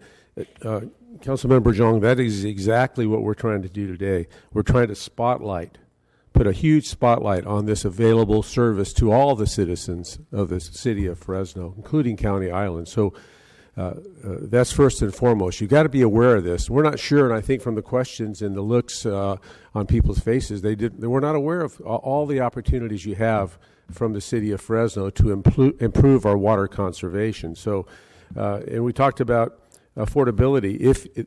The first step, call our water department and ask for this service. Again, 621-5480. Everyone has a phone. Pull that phone out, make that call, set that appointment. Have them come to your home wherever you are in Fresno. It's universal. It's universal. When they come to your home and do the evaluation, they have a huge bag of goodies, I call it, for you that are free. It's a nozzle for your hose. Just controlling that a little bit makes a huge difference in our community. They give you sensors for your faucets inside your house. They give you all sorts of things in that bag, as well as instructions on how to accommodate this. Included is a shower head. Simple instructions on how to install or put the shower head into your shower zone. Even give you the small Teflon tape to make sure it's a secure connection so you don't have any drips. That's all free to everyone. Just call and ask. The city is more than happy, as Tommy's indicated, to provide this service for you. That's just free. And then you can segue into the rebate program and see what applies to you. And it applies to everyone. Everyone's using the water. Everyone needs to get involved. That's why we're spotlighting. That's why we're bringing this forward. Everybody get involved. Tell everybody about it. We love to spend that $250,000 and save millions of gallons of water. Millions of gallons of water can be saved with just the implementation of some of these fundamental values and the usage of the rebate program. So it's there. Please take advantage of it. It's from the free items to the evaluation to the assistance, and it's up to $1,000. I'd love to have someone come in with a $1,000 request, because if you interpolate that into gallons and the impact it has on our community, that's a great investment. A great investment. So I hope that answers some of your questions. No, I just wish that you could make those calls into the 99 different ethnic languages that we have here, and then make sure that the web is accessible to the other 99 different ethnic communities that we have that represent the city of Fresno. So if it was so easy, then I guess all the communities would be able to run and have those opportunities, and we wouldn't be having these communication issues. So I think there's some challenges that we have. I don't think I've been saying this for the last 8 years. I think I've been talking about making sure that the city does its communication. Now, we're not going to be able to speak all the languages, but sure, doggone it, we should at least make some effort to some of the large ones. I think that can be accommodated by this simple phone call. Just call us. If there's a language barrier or a problem, we can take care of that. It's not as complicated as one might think. And I just, again, like to encourage everyone to take advantage of this. And there's so many things. I don't want to go through all of them, but our act contains micro irrigation system to just a simple shower head. It can be as sophisticated as you want it. Swimming pool covers, simple things that can make a huge difference in the water that we use in our community. I'd like to remind everyone that if we don't implement these particular items and the surface water plant, in my opinion, Sacramento is going to come down on us hard. The Sacramento people that claim to know the needs of our community right here in Fresno are going to give us the Groundwater Management Act, and they're going to put hurdles and obstacles and regulations on us in my opinion, we can get ahead of the curve. We can be a leader, as Councilmember Brand said, and we can implement these things before they come to us and show them how great this community is, how conscious we are about our water. We know the impact it has from farming to residential to commercial. We understand it. We get it. And this is all part and parcel of the ability for us to be leaders in the state of California. And this is a start. And there's a lot more things we can do, and we're on our way. So we appreciate all your support. Councilman Baines. Thanks, Council President. I want to first commend Council Members Capriolio and Brand for a very well thought out peace policy. I'm, however, extremely disappointed that Councilmember Brand did not spend hundreds of hours on this one. I'm not sure if we have been shortchanged here today. I don't know about that yet. We'll find out. But no, in all seriousness aside, I do appreciate the thoughtfulness at which this was approached, and I really do share the praise that has been given for this act. So with that, I do want to express a similar concern as Councilmember Zhang, though. I think a little bit of it was cleared up, and so this is my perspective. I think that, as you said, City Manager, we certainly the overall and overreaching goals of reducing water consumption in the city overall is the right high level goal, without question. And whether those reductions come from member Brand's neighborhood or mine, the overall impact on our aquifer is the same, right? I mean, if we get 1 million people that subscribe, or let me use that number, if we get 100,000 people that subscribe, no matter where they are, the impact is the same for the aquifer, I think, was your point. And I do agree with that on a high level. So I think that is the overreaching and overarching goal and intent of this legislation. I will say, though, that a lot of times when we have the best of intentions for what we do, and this is, I think, the right thing to do. Don't confuse anything that I say with this not being the right thing to do. I do think, though, that there are times when we forget about our disadvantaged community in that discussion. So here's the challenge with the rebate. If we're asking somebody to front a cost of a few $100s and get a rebate back, for most of us sitting in this room, and probably for most of my colleagues, that may not be a big deal. It may not be a big deal to have to shell out a couple $100, for a few weeks until you get a rebate check. But for somebody living at, near, or below the poverty line, for them to take advantage of that rebate and they have to shell out the initial dollars, it's more of a challenge. And I think that's the perspective that I come from. These programs typically are oversubscribed by those that are more affluent and undersubscribed by those that aren't. And sometimes it's not the intent at all, but it's one of those unintended consequences. So when we dealt with this issue on the Air Board, when we just rolled out a pack of incentives, what we did simply is we want everyone to take advantage of the incentive, but we gave a higher incentive to those that are underserved. The impact is going to be the same. We're going to clean the air quality. If 100,000 people get in the program, we do clean the air, no matter where those 100,000 people come from. But at the same time, because there are benefits associated with, having cleaner air devices, having more water efficient devices, there are tangible benefits for the user that extend beyond just the overall intent of the goal of reducing water in the aquifer for the city.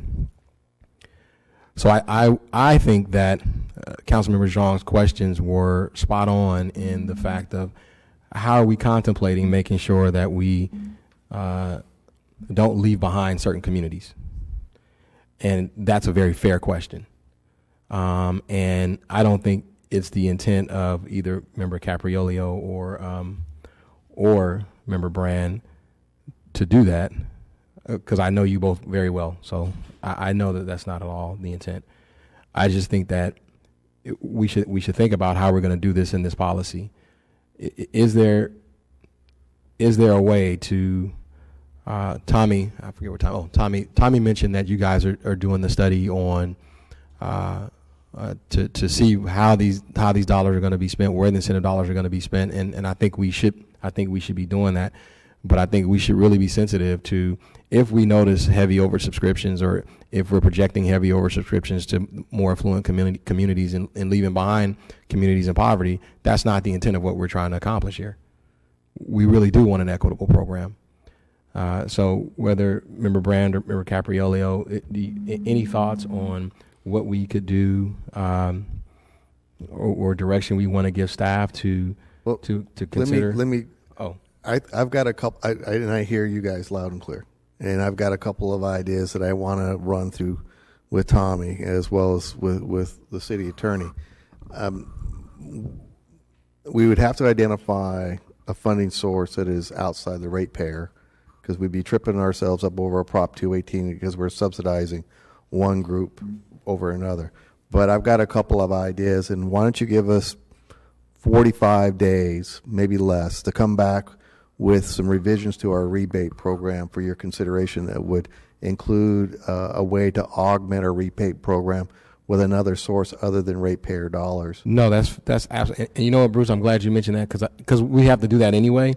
Because if we're even talking about a tiered structure, that to some degree, I know that we were going to have to come back and examine certain aspects of the recommendations of this policy based off of legality with 218. So I think if that could be one of the considerations that you guys are examining for final approval, then I would be good with that. Yeah. So those are my comments. I want to be supportive today. I appreciate the city manager for including that, because I know we're going to have to come back and adopt a final version of this once some of the staff recommendations have been made. If these ideas that Member Zhang and I mentioned today can be included in that, I could be supportive of this item today.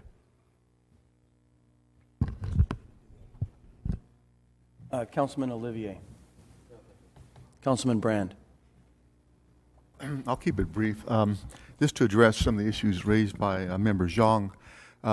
Number one, half the city live in apartments, and about 99% of those people, the landlord pays the water bill. So the people probably most impacted really aren't paying the water bill.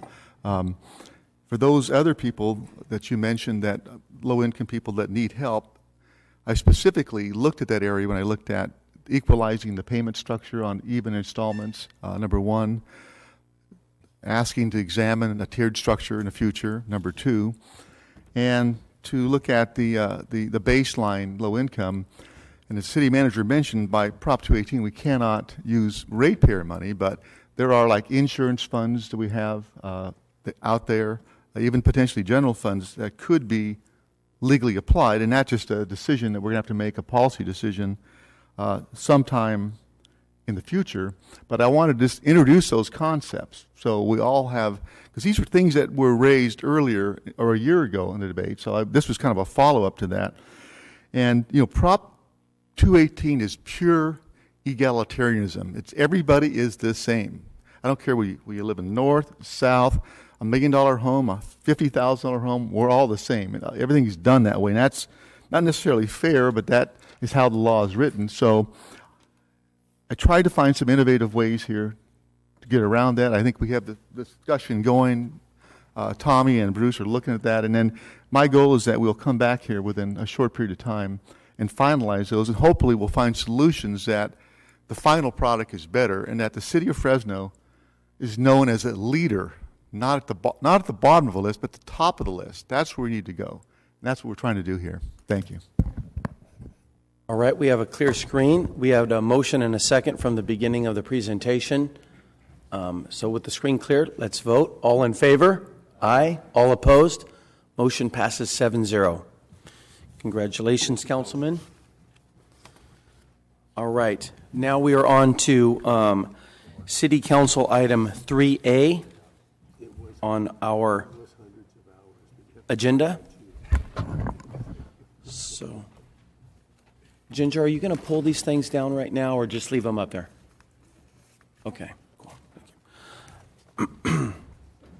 All right, item 3A is a bill for introduction amending Section 4-401 of the Fresno Municipal Code and repealing Sections 4-402 and some others of the Fresno Municipal Code relating to prevailing wages for public works. And I'm sponsoring this. So I'll briefly just say that in an effort to get caught back up with our agenda, what this really is complying with state requirement that makes cities like ours pay prevailing wage whenever we accept state money for a project. Is that correct, City Attorney? Technically, it is that we must have an ordinance on the books that says that we are following state prevailing wage law or risk losing all state construction funding. Okay, thank you. Thank you. So, thank you for restating what I said. All right, I'm going to make a motion to approve this with the phrase being a municipality affair still included in the language. And so, all right, we have a motion, a second. We're going to go out to the public. Any members of the public that would like to address this item, I have 3 cards in. I'm going to go through those 3 cards first, but anybody else that would like to address this item will also be given the chance. And the first one up is Nicole Gehring with ABC. Nicole? What's that? Oh, that's 3C. Okay. You're right. These are all item 3C. So if anybody would like to address item 3A, please step up to the microphone. All right. Council members? Oh. All right. Council members? All right. There's no discussion on that. I have a motion and a second. All in favor? Aye. All opposed? Motion passes 7-0. All right, then. Now we are on to item 3C. Sounds very similar. I'm also sponsoring this. This is also for the City of Fresno to comply with the State of California requirements that we would lift any current or previous ban on PLA agreements in the city if we're to receive state monies for projects being built in our community. So the state is mandating that the city come in alignment with that. And the City of Fresno, with other cities, has filed a lawsuit. We are a charter city. We filed a lawsuit against the State of California to not be able to implement that upon a charter city like ourselves. And so while that lawsuit is going on, I'm going to be paying a lot of attention to that. We don't know when that suit will be decided, but we do know that we have to have this ordinance in place by January 1st. In order to make that happen, we have to have a final vote on November 20th, our last council day before the end of the year. And in order to make that second vote happen, we have to begin the process today. So since the court has not taken this up yet, I'm going to add the language in our agreement for introduction today that in the case that the court agrees with the City of Fresno and other charter cities throughout the State of California against the State of California, that when that happens, that we revert to our default position that we're in currently today, which means that we have a ban on project labor agreements currently. We're going to lift that ban officially, but if the court agrees with the State of California and many other cities, then we will immediately, when the court agrees with us, if they do, we go back to this default position that we're currently in today. And yes. All right. Was I clear enough on that, or? Yes, Council President. And to be clear, the language that you said you were adding is in the draft that's before Council today. Exactly. Now, would you like to read that? Oh, that section that's Yes. in the ordinance? Yes. Yeah, that additional sentence that I added. Right. It says, this ordinance shall no longer be of any force or effect upon the entry of a final judgment invalidating public contract code sections 2500 to 2503, Senate Bills numbers 829, 2011, and 922, 2012. In such an event, the Fresno Municipal Code sections amended by this ordinance shall be reinstated to read as they did prior to the passage of this ordinance. Thank you. All right. Are there any members of the public that would like to address this item? We have 3 cards turned in, and we'll go through these 3 cards first, but you don't have to have turned in a card. You can speak after these 3 people. The first one is Nicole Gehring, and after Nicole is Eric Bauer, and after Eric is Terry Emmett. Good afternoon. Council President Brandow and members of the Fresno City Council. Nicole Gehring with the Associated Builders and Contractors Northern California Chapter. We are a construction trade association of general and subcontractor members who perform commercial, industrial, and public works, and we also operate state and federally approved apprenticeship programs approved in this county for training. So I'm here today to support your item 3C. We want to thank you for your leadership. The City of Fresno is the pioneer on this item of project labor agreement bans, being the first one in 2000, and since then, over 20 states and various local governments in in California have adopted likewise policies and ordinances. So I want to thank you for your leadership and continued support in working on this issue and finding a solution that works to protect the taxpayers during this time. So I just want to support the item today and thank you for your support and leadership on this item. Thank you. Thank you, Nicole. Eric? Nicole covered yours as well. All right. How about Terry Emmett? Yes, Terry, come forward.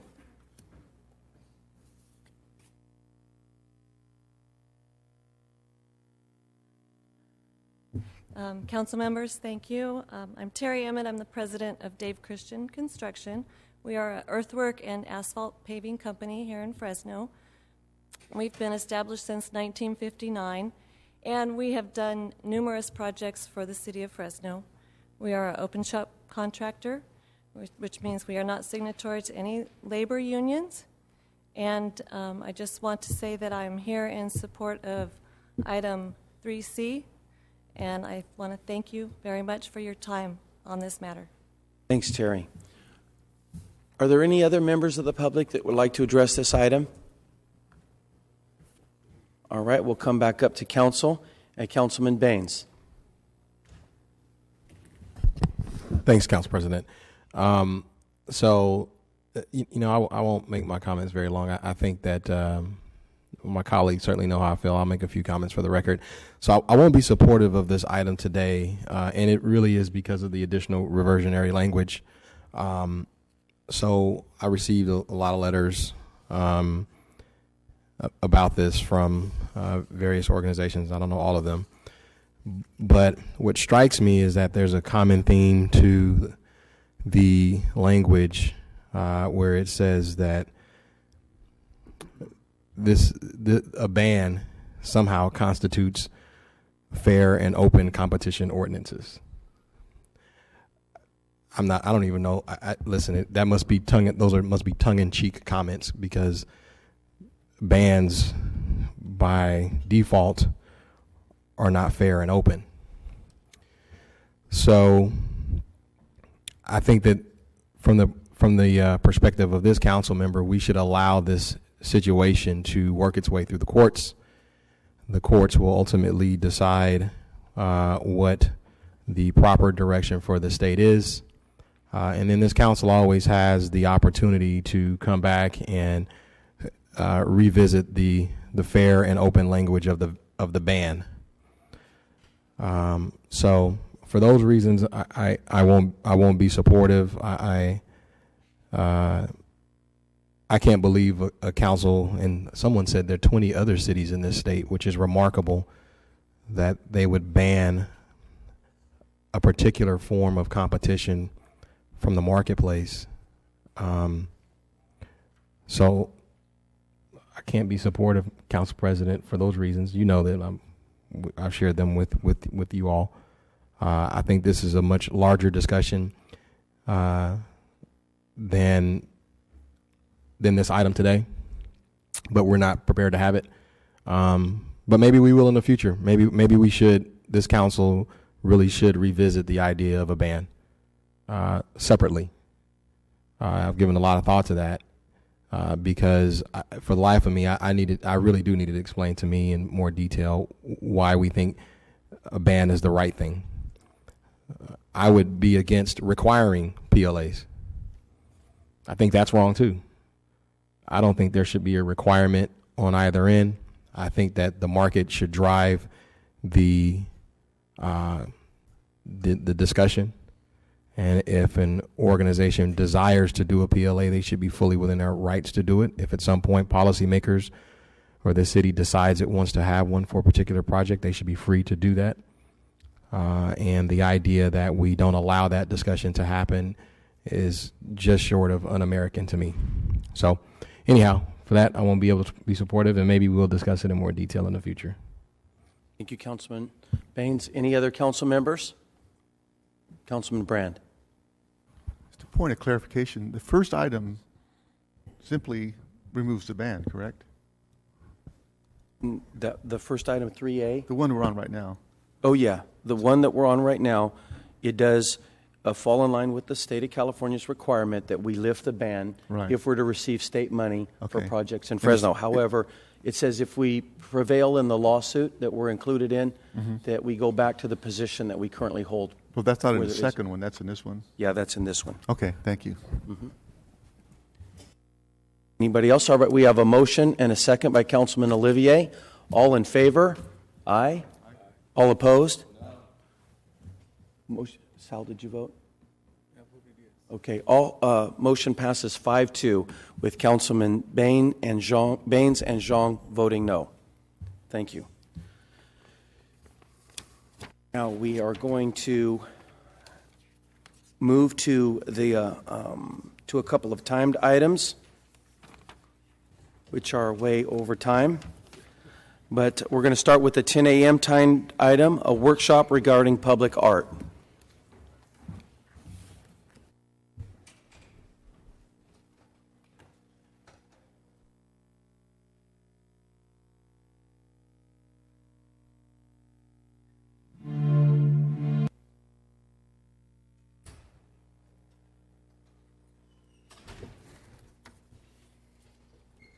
Good morning, Council President. Randall Morrison with the Public Works Department.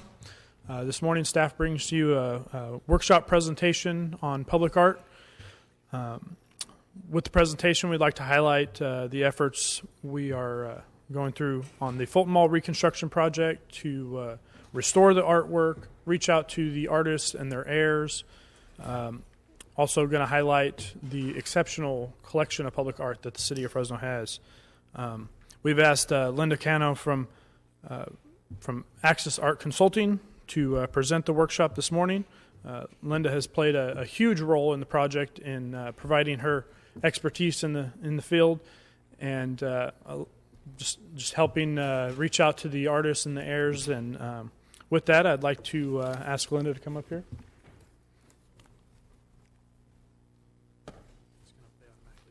Okay, thanks. Thank you, Randall. Good morning, council members, Mr. Rudd, ladies and gentlemen. Thank you for this opportunity to speak to the council. It's been my privilege for the past few months to work with city staff as an art consultant on the Fulton Mall art collection. As you're well aware, the Fulton Mall art is scheduled to be deinstalled, cleaned, repaired, and reinstalled as part of the Fulton Mall renovation project. I'd like to tell you a little bit about the work that's going on now with the Fulton Mall art collection and then introduce a short video that was produced for the city about the history of the art on the Fulton Mall.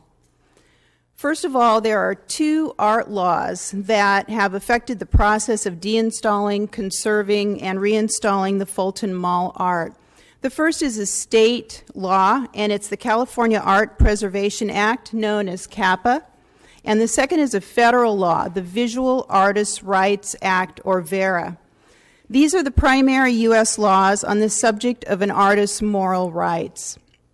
So, among other rights, they provide that artists should be notified when works of art that were created by the artist are going to be moved and or cleaned or repaired. Under these laws, the original artists have the right to move and repair the works themselves. The state and federal laws overlap, but one area where there's a difference is that the federal VERA laws last for the life of the artist, where the state law, CAPA, lasts for the life of the artist plus 50 years. Thus, after the artist's death, the heirs can also claim their rights under CAPA. For the city's Fulton Mall art collection, this meant that we needed to locate 16 artists and their heirs. Thankfully, Renoir has been dead for over 50 years, so we got an easy box check on that one. Communicate with the artists about their plans for the art on Fulton Mall, explain what their rights are, what the options are, draft letters with contracts for disposition on each work of art. And there are over 28 works of art on the mall. For those artists or heirs who wish to participate in the process, budgeting, scheduling, scope of services needed to be discussed. Part of my role is to connect with the artists or their representatives. There are 3 living artists who completed work on the Fulton Mall. 2 are right here in our community, and 1 is in the Pacific Northwest. Finding heirs required a little bit of detective work. But the city has met its due diligence, and artists' heirs were located everywhere from Darwin, California to Paris, and even to an ashram in Florence, where one of the artist's daughters was living and didn't particularly want to be found. But all the artists' heirs, foundations have been contacted, notified of their rights, and of the work that's scheduled to be done on each work of art. I can tell you that the artists' heirs were overwhelmingly energized by the prospect of the Fulton Mall art being cared for and restored, and they were most happy to communicate stories of how the important commission for the Fulton Mall art had affected the lives of each artist, and it was my role to contact artists and heirs. Hal Newell, for example, Gordon Newell's son, his dad did Valley Landing. It's sort of an abstract granite bird that's on the mall. Related how the Fulton Mall work directly led to a commission for his dad by Lady Bird Johnson for a work of sculpture near the Ellipse in Washington, D.C. Charles O. Perry. Charles O. Perry did a sculpture called Ellipsoid 6. His widow, Sheila, talked about her husband's career as a designer, artist, and architect after the Fulton Mall Commission. Charles O. Perry went on to design and patent 2 chairs that were very successful. He designed a line of jewelry for Tiffany's. He also designed puzzles for the Metropolitan Museum of Art. He placed artworks throughout the world, including one in front of the National Air and Space Museum in Washington, D.C. He won the Rome Prize and represented the U.S. at the Venice Biennale. For those of you that aren't familiar with the Venice Biennale, it's sort of like the Olympics for artists. Claire Falkenstein, who did the 3 Fires, produced over 4,000 works of art, taught at the California School of Fine Art alongside Richard Diebenkorn and Mark Rothko. Her most famous work, The Gates of Paradise, is prominently displayed at the Guggenheim Museum in Venice. Her friend Peggy Guggenheim commissioned that work. Falkenstein's art can be found at the Museum of Contemporary Art in Los Angeles, the SF MoMA, and the Smithsonian Institution, among many other prestigious places around the world. Peter Volko's Fulton Mall sculpture Big A was made during a time when the artist was working in large-scale bronze sculpture. He's primarily known for his work in ceramics. Volkos taught after the Fulton Mall Commission, Volkos taught at the Los Angeles County Art Institute, which is now known as Otis College of Art and Design, where he established a department of ceramics and later taught at the University of California at Berkeley.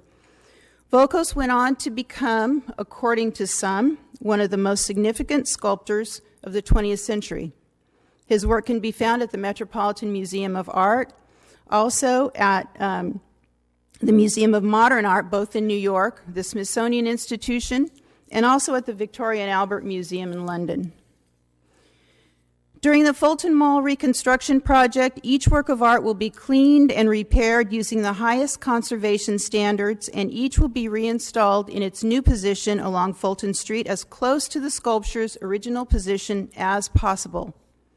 In addition to connecting with the artists, heirs, and foundations, we've also begun connecting the project with the community through efforts such as the new Fulton Street Art Collection Facebook page, and I know some of you have already liked that, so if you haven't, make sure you check that out.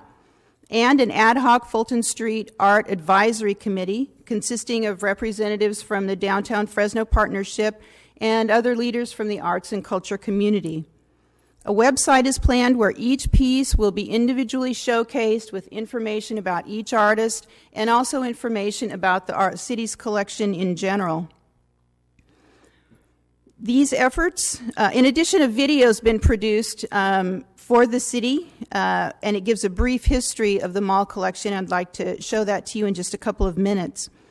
These efforts will raise the awareness of the city's art collection and keep the public informed of the process, which will enliven the artwork and the public space along Fulton Street. And with your permission, I'd like to show the video and then take comments or questions after.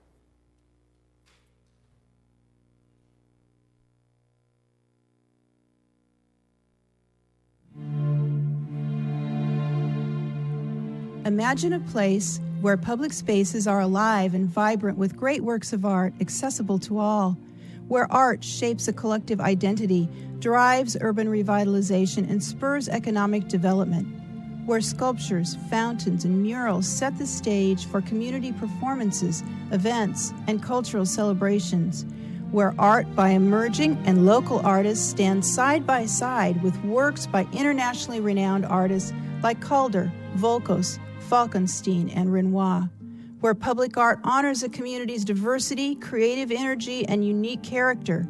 In Fresno, these dreams are already a reality. The story of the City of Fresno's art collection is tied to Fresno's economic growth, community renovation, and dynamic movement in the mid-1960s. This movement was concerned with enriching the quality of community life by providing an opportunity for people to see, enjoy, and be challenged by art as a part of the public environment. The installation of art on the downtown malls was a major part of that revitalization. The mall offered a unique opportunity for the permanent installation of significant sculpture. Art would give the mall a stronger sense of place and identity, and the public would have direct access to experiencing art in the course of their daily lives. The cost of installing art on the mall would be great, but the benefits would be greater. In a relatively short amount of time, funds to acquire the art were raised by a few community members. Art appeared not only on the malls, but also at the Fresno Air Terminal, Fresno Arts Center, Courthouse Park, the Convention Center, libraries, and many more public spaces. Murals, sculptures, fountains, bronze doors, and other works of art were commissioned and bought as a part of Fresno's dynamic art movement. Artists of international acclaim, along with artists who lived and worked in our community, were engaged. Renoir's sculptural masterpiece on the Fulton Mall, La Grande Laveuse, is one of only 6 original castings by the Impressionist master and his assistant Richard Guineau. The others are in places like Monaco, Oslo, and the Tate Modern Gallery in London. The Visit, also on the mall, helped launch the career of Fresno-based international artist Clement Renzi and led to many other commissions, including Brotherhood of Man on Courthouse Park. The city's art acquisitions were part of a larger, holistic, multidisciplinary approach to enlivening our city, and the collection grew to become one of the most important public art collections in the country. Fresno's art has played a distinguishing role in our public history and our evolving culture. It provides an intersection between past, present, and future, between disciplines, and between ideas. Public art is an essential part of creating a vibrant community. One sign of a great city is the strength of its cultural life, because art has the power to create a community identity, educate and inspire, and stimulate creativity in the workplace and in our schools. Business and industry place a great emphasis on a healthy cultural climate. Fresno's public art collection is a reflection of who we are and what our city cares about. Nationally respected Fresno-based artist and educator Joyce Aiken was commissioned, along with Jean Ray Laurie, to create the mosaic benches that can be found on every block of the Fulton Mall. She explains the significance of the city's art. Well, I think that we're really fortunate that we have this collection because it is an important collection and it belongs to the city and to the people of Fresno. The citizens own this art. Well, we were thinking in terms of the valley and of the colors of the valley. That's why we get into some of the colors here with the golds and what happens with the changes of the seasons and some of the rolling hillsides and such. That goes through the whole mall. We talked a lot about what we wanted to do with the theme, and then we worked it all out on full-size butcher paper with colored papers. And then when we got to the point where we were ready to work, we got the tiles and we glued them all down onto paper backing with molasses. And then because it was so hot in August when it was all being done, we couldn't work in the daytime. We had to work at night. First of all, the molasses would have melted. I think the designs are still holding up very well for the time. They're not dated. I mean, we're fortunate that they're not dated. And I don't think at the time we were necessarily considering that. We were just interested in doing the best we could. The art we have here is very accessible to the citizens, and it should be because they own it. Public art does something that neither a public space without art or even a museum can do. It can capture the eye and mind of someone passing through our urban landscapes. It makes us pay attention to our civic environment. Much of our newly built environment lacks the resonance of history or reflects civic ownership, which makes people proud of where they live. Fresno's public art is rich with connections to our history, celebrates what makes us different from every other community, and creates places of meaning. The plan for the Fulton Mall renovation provides funding for the art on the mall to be cleaned, repaired, and restored to its original condition. The Fulton Mall Art Collection is being refurbished using the highest standards of conservation and will connect our past with our future in the new Fulton District. Public art is an essential part of Fresno's identity, shaping our shared spaces and our collective culture.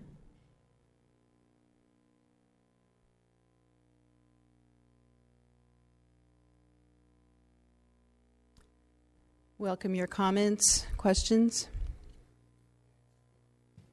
Very good job, Linda. Thank you. And the video and your presentation.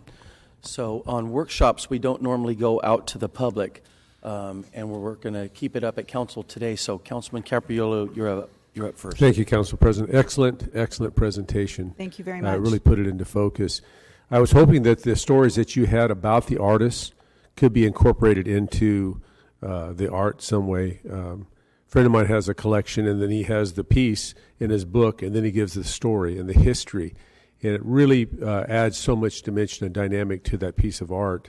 So I would encourage you to include those facts and the things you learned from all the people you came into touch with on these art pieces. That's great. Good job. Thank you. I agree. When you know the stories behind the works, it really gives it context, and it actually adds value to each piece. So I think there are plans to incorporate some of those stories and information into probably a website that can be accessed or some other means. Well, I think it adds value to the art experience from the piece as well. Absolutely. Thank you. All right. Screen is clear. Linda, I was actually had stepped out for the first couple minutes of your presentation.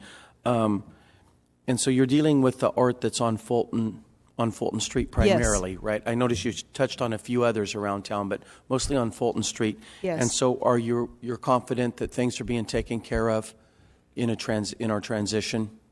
I absolutely am confident, yes.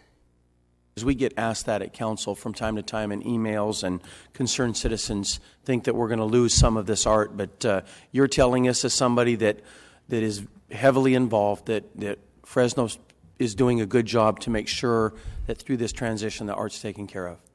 It absolutely is being taken care of. It's amazing. There are so many people that are involved, involved with this. Mr. Morrison has been working diligently. Wilma Kwan Schechter, I mean, so many people. Yeah, there's a huge team. Would you like to add anything, Randall?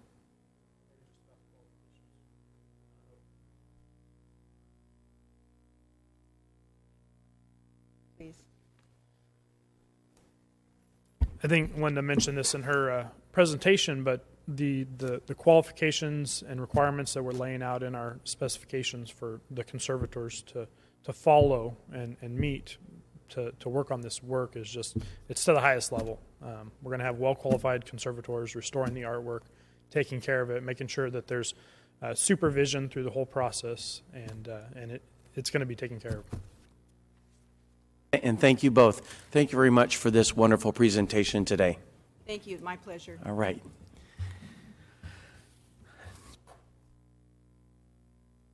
That concludes the workshop. We have one other timed item. We had tabled that one. That one had been removed. And so this is back to Tim Barker. Tim, Tim, come on up. You jumped in on an earlier conversation, but you have 3 more minutes, and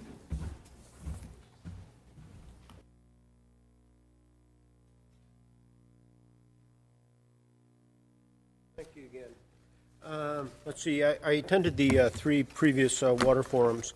My name is Tim Barker, resident of Fresno. And I did send letters. I didn't know who was going to be here first time I've been up here. And so I know the council members got a letter if I had a chance to look at it or not. One is that I'll give you a response to the water conservation program. We certainly have to do something. We have to do something significant. Tucson, for example, has had a water management program for over 200 years. And I know a lot of times when I talk to municipal agencies, we always say, we're the best, we're the leader. Well, not exactly. They've been doing this for 200 years.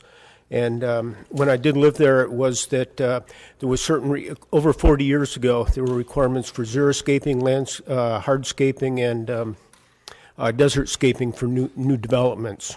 And they seem to be in control of their water situation. They receive a lot less, and they have less area to draw water from. And they have the same population as Fresno, and they're not in the distress that we are.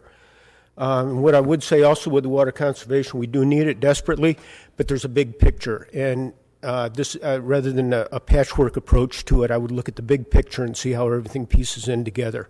We certainly need I've always been appalled at the waste of water that we have, especially in the landscaping. And in response a little bit to Mr. Zhang and Mr. Baines, is that the lower income or inner city, I can characterize that, is that they generally are left out of a lot of these programs. And I do apartment maintenance and small construction in the inner city areas, and I know that a lot of these homes just are not well cared for by the landlords, the investors, the landlords, and the residents themselves are not aware and or able to fully take care of everything. I did work for some apartment owners, and they were appalled at their bill and water bill. We went through and we reduced it significantly just by reducing the leaks and stuff.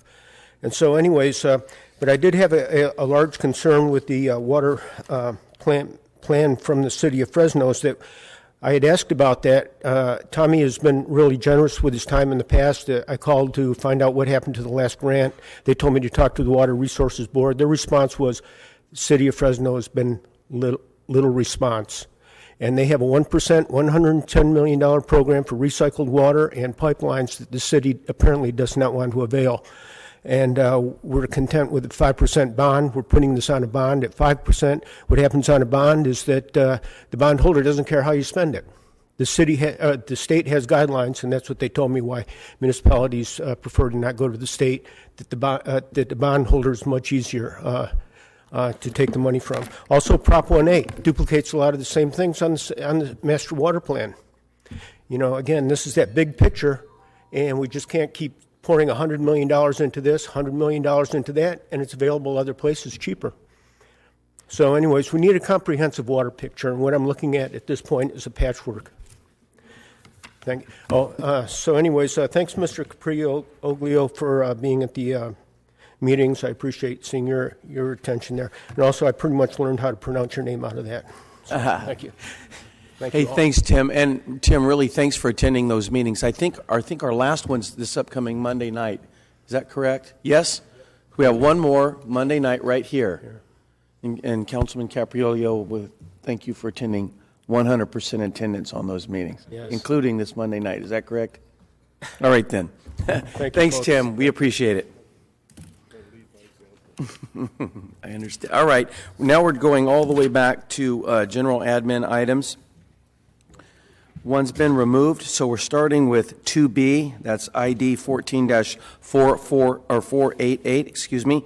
That's a resolution granting authority to the Public Works Director to delegate the authority to other city departments to approve contract changes orders for on-site public works construction.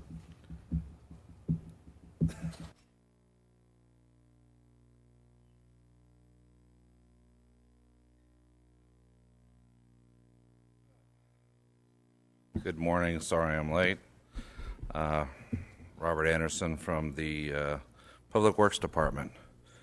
As what I believe was stated earlier, this is a resolution granting authority for the Public Works Director to delegate his authority to allow for other departments within the City of Fresno to approve change orders on on-site projects. Currently, the City Council approved a resolution back in 1984 that states that the Public Works Director is the beginning authority for approval of change orders on public works of improvement. Since that time, there has been other departments that wish to hire third-party construction management firms to do work for their departments. And this has proved to be problematic due to the fact that the Public Works Director, being the only one with the authority for granting change orders, is brought into the situation that he is approving a change order on a project that he has no control over or no knowledge of. What this will allow is for, on a case-by-case basis, the Public Works Director to allow for other departments to approve change orders using third-party construction management firms for on-site improvements only, and also requires that those departments follow the prevailing wage monitoring requirements that currently the city follows during construction projects, and also have identified a person who is in responsible charge, which is a requirement of the State California Business Code and Professions Code Section 6700. That ends my presentation, and I will take any questions that you may have. Thank you. Thank you, Robert. We'll go out to the public real quick. Ask if there's any members of the public like to address this item. All right, then it's back in front of council. And this item covers all districts, so it's not specifically in a certain district. Do any council members care to address this item? Do any councils care to make a motion? Motion to approve? Do I have a second? Second. I have a motion and a second. All in favor? Aye. All opposed? Motion passes 7-0. All right, then. Now on to General Admin Item 2C. That's ID 14-553. That is a resolution for a substantial amendment dealing with, I believe it's the homeless, and incorporate the planned use of emergency solutions funds pertaining to them. And so, Jennifer, I believe that's you presenting to us. This item was continued from a week ago, so I'd be happy to answer any additional questions that the council has on this item. Okay. I'll ask, are there any members of the public that would like to address this item? Okay, Councilman Zhang, you had were the one that requested this. You wanted to meet a little bit and get a better understanding, so you're up first. Thank you. You don't have to stand up. I want to thank Jennifer and Kelly for taking their time to talk with me about it. I have a clearer understanding in terms of the funding. Still a bit tricky. I still believe that if there's a way to create that efficiency, that we should try. because we're all serving the same residents. But the way the feds and how it's allocated, and then also what it would take to really implement the program at this particular time in a more efficient manner would be probably more troublesome than what it is. But I would still encourage us to continue to have those conversations with our partners. But with that, I'll go ahead and make a motion to approve. All right, we have a motion to approve, and the screen is clear. I would just like to add that Jennifer, can I ask you a question, Jennifer? Jennifer and I met super briefly, even hyper briefly, I think would be appropriate. But I had a couple questions also when Councilman Zhang had postponed this last week. And this money is very limited on what we can spend it on. Is that correct? Correct. And you've outlined those, but I had a question. It can't be used. I was hoping that maybe we could hire some personnel, either in code enforcement or law enforcement, that worked like we have a law enforcement homeless task force. But the truth is, from our conversation, we can't use this money to hire personnel to deal with the homeless. Is that correct? Correct. So the intent of, well, our homeless task force does go out in the community and conduct some activities, and they're reflected in the amendment that are eligible for street outreach.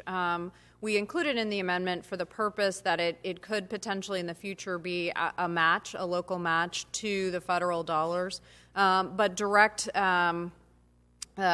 hiring of personnel to go out and directly outreach either with individuals or with the shelters would not be an eligible activity for the city itself. We have to contract that out to subrecipients. Okay. All right, cool. And thank you for meeting with me also, and we appreciate that. So I have a motion. Did I have a second already? All right, then I will second that motion. All in favor? Aye. All opposed? Motion passes 7-0. Thank you, Jennifer.